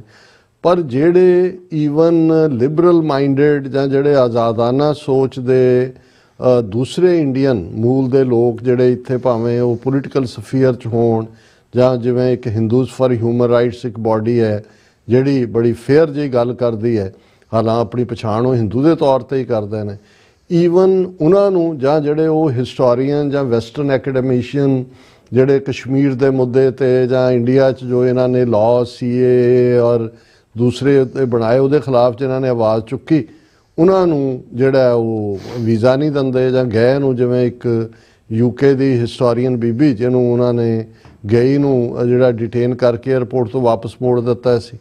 ਇਹ ਪਾਰਟ ਹੈ। ਹੁਣ ਜਿਹੜਾ ਜਦੋਂ ਅਸੀਂ ਵਾਸ਼ਿੰਗਟਨ ਸਟੇਟ ਦੇ ਸ਼ਹਿਰ ਸੀਐਟਲ ਸਿਟੀ ਕਾਉਂਸਲ ਦੀ ਗੱਲ ਕਰਦੇ ਹਾਂ ਤੇ ਬਹੁਤ ਸਾਰਿਆਂ ਨੂੰ ਯਾਦ ਹੋਏਗਾ ਕਿ ਸੀਐਟਲ ਸਿਟੀ ਕਾਉਂਸਲ ਜਿਹੜੀ ਇਸ ਗੱਲ ਦੇ ਲਈ ਈਵਨ ਇੰਟਰਨੈਸ਼ਨਲ ਲੈਵਲ ਦੇ ਉੱਤੇ ਉਹਨਾਂ ਦੀ ਚਰਚਾ ਹੋਈ ਕਿ ਉਹਨਾਂ ਨੇ ਜਿਹੜਾ ਵਿਦਨ ਸਿਟੀ ਉਹਨਾਂ ਨੇ ਪਾਸ ਕੀਤਾ ਸੀ ਕਿ ਜਿਹੜਾ ਕਾਸਟ ਸਿਸਟਮ ਹੈ ਇਹ ਵੀ ਅਪਾਰਥਾਈਡ ਵਾਂਗ ਹੈ, ਡਿਸਕ੍ਰਿਮੀਨੇਸ਼ਨ ਕਾਸਟ ਬੇਸਡ ਹੋਣਾ, ਇਸ ਨੂੰ ਵੀ ਉਸ ਕੈਟਾਗਰੀ ਦੇ ਵਿੱਚ ਜਿਹੜਾ ਕਾਸਟ ਬੇਸਡ ਡਿਸਕ੍ਰਿਮੀਨੇਸ਼ਨ ਦੇ ਉੱਤੇ ਉਹਨਾਂ ਨੇ ਮਤਾ ਪਾਸ ਕੀਤਾ ਸੀ ਜਿਹਨੂੰ ਬੜਾ ਸਰਾਹਿਆ ਗਿਆ ਸੀ। ਇਸੇ ਤਰ੍ਹਾਂ ਇਸੇ ਹੀ ਸੀਐਟਲ ਸਿਟੀ ਕਾਉਂਸਲ ਨੇ ਜਦੋਂ ਫਾਰਮਰ ਮੂਵਮੈਂਟ ਚੱਲ ਰਹੀ ਸੀ ਉਦੋਂ ਫਾਰਮਰਸ ਦੇ ਹੱਕ ਦੇ ਵਿੱਚ ਮਤਾ ਕੀਤਾ ਸੀ ਕਿ ਭਾਈ ਐਕਸਪਲੋਇਟੇਸ਼ਨ ਹੈ ਔਰ ਇਹ ਕਿਸਾਨਾਂ ਨੂੰ ਹੱਕ ਮਿਲਣੇ ਚਾਹੀਦੇ ਨੇ। ਜਦੋਂ ਮਜ਼ਹਬ ਬੇਸਡ ਕਾਨੂੰਨ ਸੀਏਏ ਸਿਟੀਜ਼ਨਸ਼ਿਪ ਅਮੈਂਡਮੈਂਟ ਐਕਟ ਦੇ ਥੱਲੇ ਜਿਹੜਾ ਮੁਸਲਮਾਨਾਂ ਨੂੰ ਆਈਸੋਲੇਟ ਕਰਨ ਦੀ ਕੋਸ਼ਿਸ਼ ਕੀਤੀ ਗਈ, ਜਾਂ ਦੂਸਰਾ NRC ਨੈਸ਼ਨਲ ਰਜਿਸਟ੍ਰੇਸ਼ਨ ਦੇ ਥੱਲੇ ਕਿ ਵੀ ਕਿਹਨੂੰ ਉਹਨਾਂ ਨੇ ਕੱਢਣਾ ਹੈ, ਔਰ ਇਹ ਸਾਰੇ ਦੇ ਥੱਲੇ ਉਸ ਦੇ ਉੱਤੇ ਵੀ ਸਿਐਟਲ ਸਿਟੀ ਕੌਂਸਲ ਨੇ ਮਤੇ ਪਾਸ ਕੀਤੇ। ਔਰ ਇਸ 'ਚ ਸਾਰਿਆਂ ਦੇ ਵਿੱਚ ਜਿਹੜੀ ਕਸ਼ਮਾ ਸਾਵੰਤ ਜਿਹੜੀ ਕੌਂਸਲ ਵੂਮਨ ਹੈ ਉਹਨੇ ਕਾਫੀ ਲੀਡ ਰੋਲ ਅਦਾ ਕੀਤਾ। ਹੁਣ ਇਹ ਜਿਹੜੀ ਲਿਖਤ ਜਾਂ ਉਹਨਾਂ ਦਾ ਐਕਸ ਜਾਂ ਟਵੀਟ ਹੈ ਜਿਹਦੇ 'ਚ ਉਹਨਾਂ ਨੇ ਕਿਹਾ ਕਿ ਵੀ ਮੇਰੀ ਮਾਂ ਬਿਮਾਰ ਹੈ, ਭਾਰਤ ਦੇ ਵਿੱਚ ਹੈ, ਜ਼ਾਹਰ ਹੈ ਵੀ ਮੈਂ ਉਹਨੂੰ ਮਿਲਣ ਜਾਣਾ ਚਾਹੁੰਦੀ ਹਾਂ, ਪਰ ਮੈਨੂੰ ਜਿਹੜਾ ਭਾਰਤ ਦੇ ਸਰਕਾਰ ਨੇ, BJP ਸਰਕਾਰ ਨੇ ਮੈਨੂੰ ਵੀਜ਼ਾ ਦੇਣ ਤੋਂ ਨਾ ਕਰ ਦਿੱਤੀ ਹੈ। ਔਰ ਉਹਨੇ ਕਿਹਾ ਵੀ ਮੈਂ ਇਹ ਇਕੱਲੀ ਨਹੀਂ ਹੈ ਜਿਨ੍ਹਾਂ ਨੂੰ ਡਿਨਾਈ ਕੀਤਾ ਗਿਆ। ਮੋਦੀ ਸਰਕਾਰ ਨੇ ਬਹੁਤ ਸਾਰੇ ਐਕਟਿਵਿਸਟ ਔਰ ਜਰਨਲਿਸਟ ਜਿਹੜੇ ਉਹਨਾਂ ਦੀਆਂ ਵਧੀਕੀਆਂ ਜਾਂ ਧੱਕਿਆਂ ਦੇ ਖਿਲਾਫ ਆਵਾਜ਼ ਚੁੱਕਦੇ ਨੇ, ਉਹਨਾਂ ਦੀ ਐਂਟਰੀ ਵੀ ਉਹਨਾਂ ਨੇ ਭਾਰਤ ਦੇ ਵਿੱਚ ਬੈਨ ਕੀਤੀ ਹੋਈ ਹੈ। ਔਰ ਇਸ ਦੇ ਉੱਤੇ ਉਹਨਾਂ ਨੇ ਇੱਕ ਪੈਟੀਸ਼ਨ ਵੀ ਲਾਂਚ ਕੀਤੀ ਹੈ ਕਿ ਭਾਈ ਤੁਸੀਂ ਇਸ ਦੇ ਉੱਤੇ ਦਸਤਖਤ ਕਰੋ। ਉਹਨਾਂ ਨੇ ਕਿਹਾ ਕਿ ਵੀ ਇਹ ਜਿਹੜੀ ਇੰਡੀਆ ਦੀ ਰਾਈਟ ਵਿੰਗ RSS ਹੈ, ਐਂਟਾਈ ਵਰਕਰ ਹੈ, ਐਂਟਾਈ ਮੁਸਲਿਮ ਹੈ, ਔਰ ਅਸੀਂ ਇਹਨਾਂ ਦੇ ਖਿਲਾਫ ਹਮੇਸ਼ਾ ਆਵਾਜ਼ ਚੁੱਕਦੇ ਰਹੇ ਹਾਂ ਔਰ ਅਸੀਂ ਇਸ ਦੇ ਖਿਲਾਫ ਆਵਾਜ਼ ਚੁੱਕਦੇ ਰਵਾਂਗੇ। ਔਰ ਇਸ ਦੇ ਉੱਤੇ ਉਹਨਾਂ ਨੇ ਕਿਹਾ ਕਿ ਵੀ ਇਹ ਇੰਡੀਅਨ ਕੌਂਸੂਲੇਟ ਸੈਨ ਫਰਾਂਸਿਸਕੋ 'ਚ ਹੋਏ, ਉਹ ਪਬਲਿਕਲੀ ਵੀ ਸਾਡੇ ਖਿਲਾਫ ਜਿਹੜੇ ਨੇ ਭੁਗਤਦੇ ਨੇ। ਔਰ ਅਸੀਂ ਜਿਹੜਾ ਅੱਡ-ਅੱਡ ਮੌਕਿਆਂ ਦੇ ਉੱਤੇ ਜਿਹੜੀ ਹੈ ਸੋਲੀਡੈਰਿਟੀ, ਉਹ ਭਾਵੇਂ ਫਾਰਮਰਸ ਦੇ ਨਾਲ ਹੋਏ, ਕਾਸਟ ਬੇਸਡ ਡਿਸਕ੍ਰਿਮੀਨੇਸ਼ਨ ਦਾ ਮਤਾ ਹੋਏ, ਔਰ CA ਔਰ NRC ਹੋਏ, ਉਸ ਦੇ ਉੱਤੇ ਅਸੀਂ ਮਤੇ ਕੀਤੇ ਨੇ। ਔਰ ਇਹ ਅਸੀਂ ਰਿਕਮੈਂਡ ਵੀ ਕਰਾਂਗੇ ਕਿ ਉਹਨਾਂ ਦੀ ਜਿਹੜੀ ਇਹ ਪੈਟੀਸ਼ਨ ਹੈ, ਕਸ਼ਮਾ ਸਾਵੰਤ ਇਹਨਾਂ ਦਾ ਕਾਉਂਸਲਰ ਜਿਹੜੀ ਬੀਬੀ ਹੈ ਸੀਐਟਲ ਤੋਂ, ਉਹਨਾਂ ਦਾ ਨਾਂ ਹੈ। ਔਰ ਤੁਸੀਂ ਗੂਗਲ ਦੇ ਉੱਤੇ ਜਾ ਕੇ ਜਿਹੜੀ ਹੈ ਉਸ ਪੈਟੀਸ਼ਨ ਨੂੰ ਦੇਖ ਸਕਦੇ ਹੋ। ਜੀ ਰਾਜ ਸਾਹਿਬ, ਤੁਹਾਡਾ ਬਹੁਤ ਬਹੁਤ ਸ਼ੁਕਰੀਆ। ਹੁਣ ਆਪਾਂ ਆਪਣੇ ਜਿਹੜੇ ਵਿਊਜ਼ ਮੈਸੇਜ ਨੇ ਉਹ ਲੈਣ ਜਾ ਰਹੇ ਹਾਂ। ਕਾਫੀ ਸਾਰੇ ਅੱਜ ਸਾਡੇ ਕੋਲ ਮੈਸੇਜ ਨੇ। ਜੋਕੂਬ ਜੀ ਹੋਰਾਂ ਦੇ ਕਾਫੀ ਸਾਰੇ ਮੈਸੇਜ ਨੇ, ਉਹਨਾਂ ਨੇ ਸਾਡੇ ਵੱਖਰੇ ਵੱਖਰੇ ਜਿਹੜੇ ਸੈਗਮੈਂਟ ਨੇ ਉਹਦੇ ਉੱਪਰ ਕਮੈਂਟ ਕੀਤੇ ਨੇ, ਸੋ ਆਪਾਂ ਸ਼ੇਅਰ ਕਰਨ ਜਾ ਰਹੇ ਹਾਂ। ਸਭ ਦਾ ਬਹੁਤ ਸ਼ੁਕਰੀਆ ਅਦਾ ਕਰਦੇ ਹਾਂ। ਔਰ ਬਲਜੀਤ ਵੜੈਚ ਜੀ, ਜੋਤਮਾਲ ਜੀ, ਕਾਲਾ ਸਿੰਘ ਔਰ ਇੰਦਰਜੀਤ ਸਿੰਘ ਸੰਧੂ ਜੀ, ਪਰਵਿੰਦਰ ਕੌਰ ਜੀ ਔਰ ਬਲਵਿੰਦਰ ਸਿੰਘ ਜੀ, ਸੋਨਮਾਲ ਜੀ, ਜਸਕੀਰਤ ਸਿੰਘ ਜੀ, ਪਾਲ ਸਿੰਘ ਜੀ, ਅਮਰ ਸਿੰਘ ਖਾਲਸਾ ਜੀ, ਇਹ ਸਭ ਸਾਨੂੰ ਫਤਿਹ ਬੁਲਾਉਂਦੇ ਨੇ ਔਰ ਖਾਲਸਾ ਜ਼ਿੰਦਾਬਾਦ ਕਹਿੰਦੇ ਨੇ। ਜ਼ਿੰਦਾਬਾਦ ਜ਼ਿੰਦਾਬਾਦ। ਔਰ ਮੁਹੰਮਦ ਯਾਕੂਬ ਜੀ ਕਸ਼ਮੀਰ ਜਿੱਦਾਂ ਅੱਜ 5 ਫਰਵਰੀ ਹੈ ਔਰ ਸੋਲੀਡੈਰਿਟੀ ਦਾ ਜਿਹੜਾ ਇਜ਼ਹਾਰ ਕਰਦੇ ਨੇ ਔਰ ਕਸ਼ਮੀਰ ਆਜ਼ਾਦ ਔਰ ਖਾਲਸਾ ਆਜ਼ਾਦੀ ਦੀ ਗੱਲਬਾਤ ਕਰਦੇ ਨੇ। ਮੁਹੰਮਦ ਅਸਲਮ ਚੌਧਰੀ ਜੀ ਵੀ ਨੇ, ਇਹ ਵੀ ਸਾਨੂੰ ਸਤਿ ਸ਼੍ਰੀ ਅਕਾਲ ਬੁਲਾਉਂਦੇ ਨੇ ਔਰ ਗੁੱਡ ਮਾਰਨਿੰਗ ਕਹਿੰਦੇ। ਲਾਹੌਰ ਤੋਂ ਸਾਨੂੰ ਦੇਖ ਰਹੇ ਨੇ, ਬੈਸਟ ਵਿਸ਼ੇਸ ਵੀ ਭੇਜ ਰਹੇ ਨੇ ਖਾਲਸਾ ਵਾਸਤੇ। ਔਰ ਫਿਰ ਇਸੇ ਤਰ੍ਹਾਂ ਮੁਹੰਮਦ ਯਾਕੂਬ ਜੀ ਕਹਿੰਦੇ ਨੇ ਕਿ ਰੱਬ ਦੇ ਵਾਸਤੇ ਤੁਸੀਂ ਕਹਿੰਦੇ ਨੇ ਉਹਨਾਂ ਦੀ ਗੱਲ ਨਾ ਕਰੋ, ਸਾਡੇ ਜਿਹੜੇ ਕਹਿੰਦੇ ਜਿਹੜੇ ਫਲਸਤੀਨ ਦੇ ਦੁਸ਼ਮਣ ਨੇ ਉਹਨਾਂ ਦੀ ਕੋਈ ਗੱਲਬਾਤ ਨਾ ਕਰੋ। ਔਰ ਇਸੇ ਤਰ੍ਹਾਂ ਬਲਕੀਰਤ ਸਿੰਘ 34 ਜੀ ਔਰ ਇਸੇ ਤਰ੍ਹਾਂ ਹਾਂਜੀ ਡਾਕਟਰ ਪਰਮਜੀਤ ਸਿੰਘ ਸਮਰਾ ਜੀ, TV 84 YouTube ਟੈਲੀਵਿਜ਼ਨ ਚੈਨਲ ਪਰਿਵਾਰ ਨੂੰ ਪਿਆਰ ਸਤਿਕਾਰ ਸਹਿਤ ਗੱਜ ਵੱਜ ਕੇ ਬੁਲਾਈ ਗਈ। ਦਸ਼ਮੇਸ਼ ਪਿਤਾ ਜੀ ਦੀ ਗੁਰਫਤਿਹ ਆਪ ਸਭ ਪ੍ਰਵਾਨ ਕਰੇ। ਵਾਹਿਗੁਰੂ ਜੀ ਕਾ ਖਾਲਸਾ, ਵਾਹਿਗੁਰੂ ਜੀ ਕੀ ਫਤਿਹ। ਜ਼ਿੰਦਾਬਾਦ ਕਿਹਾ ਉਹਨਾਂ ਨੇ। ਔਰ ਇੰਦਰਜੀਤ ਸਿੰਘ ਜੀ ਵੀ ਔਰ ਕਹਿੰਦੇ ਸਤਿ ਸ਼੍ਰੀ ਅਕਾਲ ਡਾਕਟਰ ਸਾਹਿਬ ਤੇ ਭੈਣ ਨੀਲਮ ਕੌਰ ਜੀ। ਇੰਡੀਆ ਨੇ ਸਿੱਖਾਂ ਦੀ ਬੇਇੱਜ਼ਤੀ ਕਰਨ ਦਾ ਕੋਈ ਮੌਕਾ ਨਹੀਂ ਛੱਡਣਾ, ਇਸ ਕਰਕੇ ਅੰਮ੍ਰਿਤਸਰ ਹੀ ਚੁਣਿਆ ਤਾਂ ਕਿ ਨਿਊਜ਼ ਇਹੀ ਬਣ ਗਏ ਕਿ ਪੰਜਾਬੀ ਕ੍ਰਿਮੀਨਲ ਤੇ ਇਸ ਸਿਰਫ ਪੰਜਾਬੀ ਹੀ ਕੱਢੇ ਆ ਅਮਰੀਕਾ ਚੋਂ। देखो भाई साहब, हमेशा याद रखो दुश्मन बात करे अनहोनी, सो ये एनिमी ने और ये कुछ भी कर सकते हैं जी। और इसी तरह कुलदीप कौर जी और धर्म सिंह जी, सुखविंदर सिंह जी और बलदेव मोहर जी एसेक्स कहते हैं we should be worried about ourselves and we are in worse shape and both Palestine and Jewish are not our side।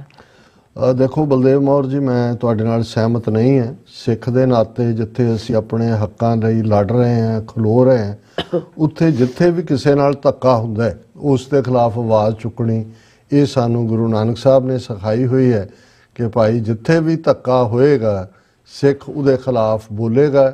ਅਸੀਂ ਇਹ ਤੁਸੀਂ ਠੀਕ ਕਿਹਾ ਕਿ ਬੇਸ਼ੱਕ ਸਿਆਸੀ ਹਿੱਤ ਵੀ ਹਰ ਇੱਕ ਦੇ ਆਪੋ ਆਪਣੇ ਜੁੜੇ ਹੁੰਦੇ ਨੇ, ਪਰ ਜਿਹੜਾ ਜ਼ਬਰ ਹੈ, ਜ਼ੁਲਮ ਹੈ, ਉਹ ਕਿਤੇ ਵੀ ਹੋਏ, ਜਿਹਨੂੰ ਮਾਰਟਨ ਲੂਥਰ ਕਿੰਗ ਨੇ ਕਿਹਾ ਕਿ injustice anywhere is the threat to justice everywhere. ਜੀ। ਔਰ ਇਸੇ ਤਰ੍ਹਾਂ ਜਤਿੰਦਰ ਸਿੰਘ ਜੀ ਵੀ ਔਰ ਚੰਚਲ ਸੰਧੂ ਕਹਿੰਦੇ ਕਿ ਜਿਹੜਾ ਖਾਲਸਾ ਨਾ ਕਦੋਂ ਬਣੇਗਾ। ਔਰ ਸੰਧੂ ਸਾਹਿਬ ਅਸੀਂ ਬਣਾਉਣਾ ਹੈ, ਕਿਸੇ ਹੋਰ ਨੇ ਤਾਂ ਆ ਕੇ ਨਹੀਂ ਬਣਾਉਣਾ। ਕੋਈ ਕਹੂ ਕਿਸੇ ਕੋ ਰਾਜ ਨਾ ਦੇ ਹੈ ਜੋ ਲਹਿ ਨਿਜ ਬਲ ਸੇ ਲਹਿ। ਸੋ ਅਸੀਂ ਤਾਂ ਇਹ ਦੇਖੀਏ ਕਿ ਕਿਸ ਉਦਮ ਤੇ ਰਾਜ ਮਿਲੇ। ਸਾਡਾ ਫੋਕਸ ਤਾਂ ਇਹ ਹੋਣਾ ਚਾਹੀਦਾ ਹੈ ਵੀ ਅਸੀਂ ਕੀ ਕਰੀਏ, ਕਿਵੇਂ ਕਰੀਏ ਕਿ ਵੀ ਸਾਡਾ ਆਪਣਾ ਮੁਲਕ ਜਿਹੜਾ ਇੱਕ ਹਕੀਕਤ ਬਣੇ। ਬਿਲਕੁਲ। ਅਕਾਲੀ ਪੱਤਰਿਕਾ ਜੀ ਔਰ ਸੁਖਦੇਵ ਸਿੰਘ ਜੀ ਵੀ, ਫਿਰ ਇਸੇ ਤਰ੍ਹਾਂ ਟੋਚਾ ਸਿੰਘ ਜੀ ਵੀ ਔਰ ਮੁਹੰਮਦ ਜਾਕੂਬ ਜੀ ਵੀ, ਔਰ ਫਿਰ ਇਸੇ ਤਰ੍ਹਾਂ ਹਾਂਜੀ ਦਰਸ਼ਨ ਸਿੰਘ ਜੀ ਵੀ, ਤਜਿੰਦਰ ਸਿੰਘ ਜੀ ਵੀ ਔਰ ਰਿਸ਼ੀ ਭਾਰਦਵਾਜ ਵੀ ਆਏ ਨੇ। ਹਾਂਜੀ ਭਾਰਦਵਾਜ ਸਾਹਿਬ ਸ਼ੁਕਰੀਆ, ਤੁਸੀਂ ਕਈ ਦਿਨਾਂ ਬਾਅਦ ਆਏ।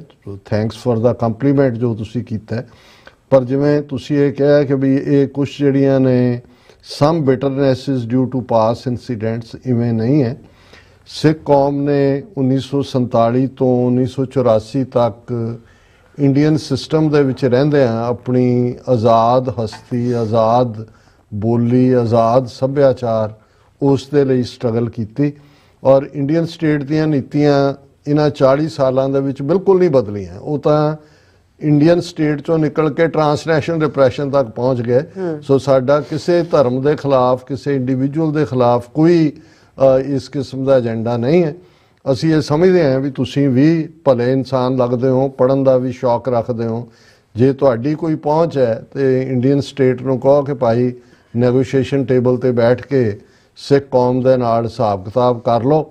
ਔਰ ਅਸੀਂ ਐਜ਼ ਏ ਨੇਬਰ, ਸਾਡੇ ਇਸ ਪਾਸੇ ਵਾਘਾ ਦੇ ਪਾਕਿਸਤਾਨ, ਜਮਨਾ ਦੇ ਦੂਜੇ ਪਾਸੇ ਜਿਹੜਾ ਹੈ ਉਹ ਭਾਰਤ, ਅਸੀਂ ਇੱਕ ਚੰਗੇ ਨੇਬਰ ਵਾਂਗ ਜਿਹੜਾ ਹੈ ਤੁਹਾਡੀ ਫਿਰ ਵੀ ਮਦਦ ਕਰਾਂਗੇ। ਭੁੱਖ ਨੰਗ ਵੇਲੇ ਵੀ ਪਹੁੰਚਾਂਗੇ, ਲੰਗਰ ਵੀ ਲਾਵਾਂਗੇ, ਜੋ ਤੁਹਾਨੂੰ ਲੋੜ ਹੋਏਗੀ ਉਹ ਵੀ ਪ੍ਰੋਵਾਈਡ ਕਰਾਂਗੇ।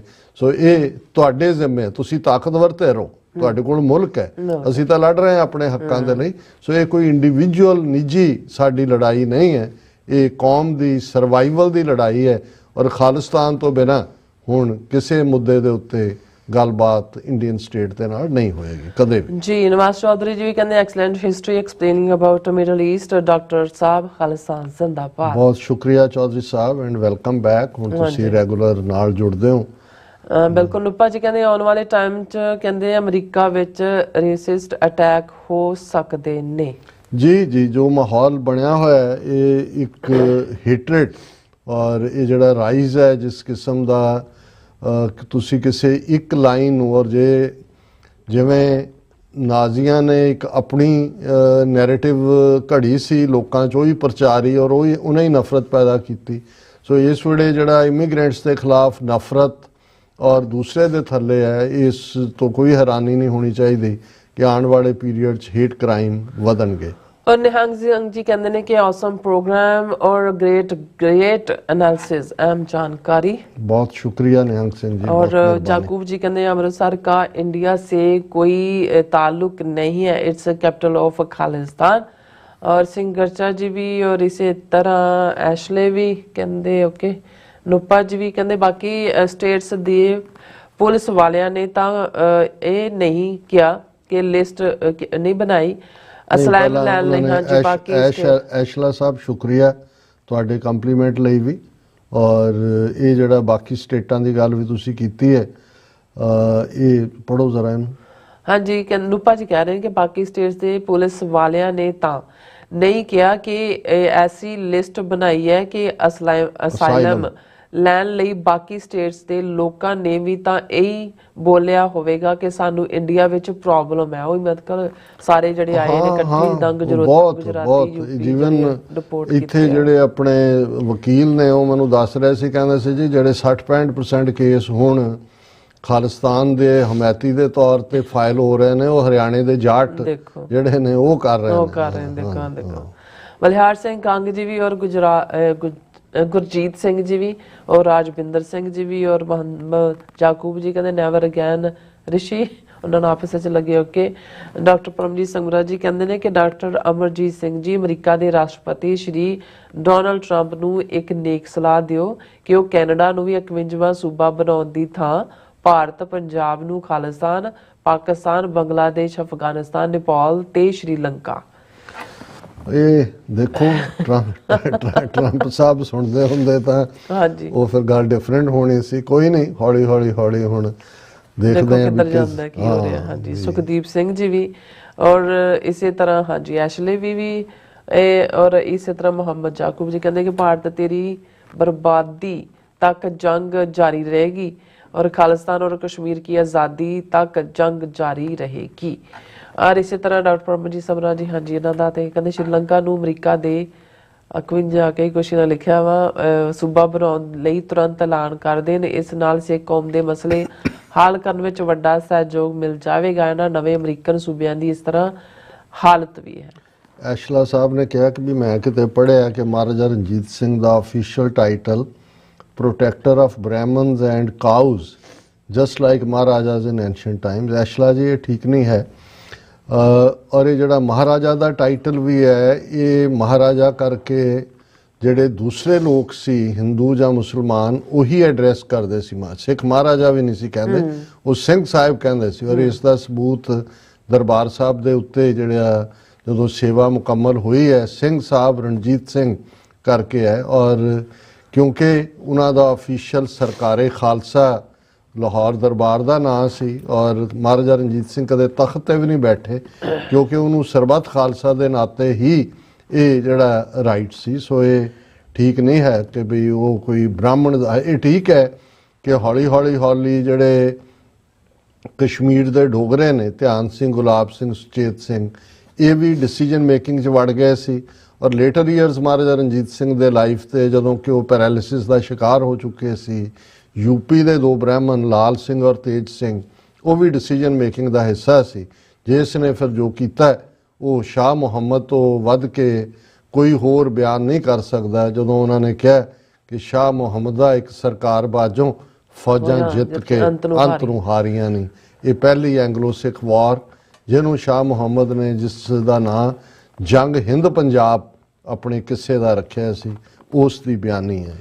बिल्कुल जी। और इसे तरह हाँ जी जसवीर सिंह बराड़ जी भी और मोहम्मद जाकूब जी भी, धर्म सिंह जी भी, दोशिंदे जी और कहते बन के रहेगा खालिस्तान। और फिर इसे तरह आर रामगढ़िया जी और इसे तरह हरविंदर सिंह जी, मोहम्मद जाकूब जी भी, फिर मनजोर कोहनूर जी, तरलोचन सिंह जी कहते अंथक जुझारू बाबा कौम ਦਾ ਬੜਾ ਸਿਆਣਾ ਹੈ, ਰਹਿੰਦਾ ਬਾਬਾ ਸਦਾ ਸੋਚਦਾ ਵੈਰੀ ਤੇ ਕੌਮ ਨੂੰ ਕਿਵੇਂ ਬਚਾਉਣਾ ਹੈ। और AK सिंह जी भी कहते खालसा मेरा रूप है खास। और इसी तरह हाँ जी मोहम्मद जाकूब जी और आपस में लगे ने ऋषि भारद्वाज नाल चैट कर रहे हैं। और गुरजीत सिंह जी भी, गुरनेक सिंह निज्जर जी भी और रणजीत सिंह जी भी, सतिंदर कौर जी और इसी तरह हाँ जी लाडी सिंह जी, H सिंह जी, जावेद बब्बर जी भी और इसी तरह हाँ जी मनी नारवल जी, ब्रेक टाइम कोई ਕੰਮ ਵੀ ਕਰਨਾ ਹੁੰਦਾ। ਨੀਲਮ ਜੀ ਕਹਿੰਦੇ ਤੁਸੀਂ ਕਿੱਥੇ ਨਹੀਂ ਜਾਣਾ ਆਏ। ਓਕੇ ਚੰਗਾ ਨਹੀਂ ਲੱਗਾ ਕਮੈਂਟ ਮੇਰਾ ਤੁਹਾਨੂੰ ਇੰਨਾ ਵਧੀਆ ਬੋਲੀ ਕਿਤੇ ਨਾ ਜਾਓ ਸਾਡੇ ਨਾਲ ਜੁੜੇ ਰਹੋ ਵਧੀਆ ਤੁਹਾਨੂੰ ਨੌਲੇਜ ਦਿੰਦੇ ਆ। So funny. ਓਕੇ ਜੀ ਸੁਖਜੀਵਨ ਬੱਚੂ ਜੀ ਵੀ ਔਰ ਚਰਨਜੀਤ ਸਿੰਘ ਜੀ ਵੀ ਔਰ ਜਸਨਦੀਪ ਸਿੰਘ ਜੀ ਵੀ, ਬਲਰਾਜ ਸਿੰਘ ਜੀ ਵੀ, ਫੈਨ ਧਾਲੀਵਾਲ ਦੇ ਜੀ, ਜਸਨਦੀਪ ਸਿੰਘ ਜੀ हाँ जी, रणवीर सिंह जी खालसा जिंदाबाद कहते ने। और ਫਿਰੋਜ਼ਪੁਰ ਤੋਂ ਸਾਨੂੰ ਦੇਖ ਰਹੇ ਨੇ ਕਹਿੰਦੇ ਵਾਹਿਗੁਰੂ ਜੀ ਤੁਹਾਨੂੰ ਤੇ ਨੀਲਮ ਕੌਰ ਭੈਣ ਜੀ ਨੂੰ ਚੜ੍ਹਦੀ ਕਲਾ ਰੱਖੇ। ਰੈਫਰੈਂਡਮ ਜਲਦੀ ਇੱਥੇ ਪੰਜਾਬ ਹੱਲ ਖਾਲਸਾਨ ਕਹਿੰਦੇ ਹੋਣਾ ਚਾਹੀਦਾ। और फिर इसे तरह मोहम्मद जाकूब जी भी और फिर गुरजीत सिंह जी भी, फिर जी सतबीर ढिल्लों जी, पन्नू जी, हरजीत सिंह जी और राजनप्रीत सिंह जी, गुरविंदर मान जी, सब का बहुत बहुत शुक्रिया। ਇਸ ਦਿਨ ਆਪਣੇ ਵਿਊਅਰਸ ਕੋਲ ਨੇ ਇਜਾਜ਼ਤ। ਵਿਊਅਰਸ ਸਾਡੇ ਪ੍ਰੋਗਰਾਮ ਦਾ ਸਮਾਂ ਇੱਥੇ ਮੁੱਕਦਾ ਹੈ। ਤੁਸੀਂ ਆਪਣੀ ਰਾਏ ਤੇ ਸੁਝਾਅ ਸਾਨੂੰ ਭੇਜਣਾ ਭੁੱਲਣਾ ਸਾਡੇ ਇਸ ਪਤੇ ਤੇ sos@tv4.tv ਤੇ ਅਸੀਂ ਆਪਣਾ ਪ੍ਰੋਗਰਾਮ ਲੈ ਕੇ ਫਿਰ ਦੁਬਾਰਾ ਤੁਹਾਡੇ ਸਾਹਮਣੇ ਹੋਵਾਂਗੇ। ਤਦ ਤੱਕ ਲਈ ਮੈਨੂੰ ਤੇ ਆਪਣਾ ਸੁਣਾ ਗਿਆ ਦੋ ਦੇਖਦੇ ਰਹੋ TV84 ਬੁਲਾ ਦਿਓ। ਫਤਿਹ। ਵਾਹਿਗੁਰੂ ਜੀ ਕਾ ਖਾਲਸਾ, ਵਾਹਿਗੁਰੂ ਜੀ ਕੀ ਫਤਿਹ। ਰੱਬ ਰਾਖਾ।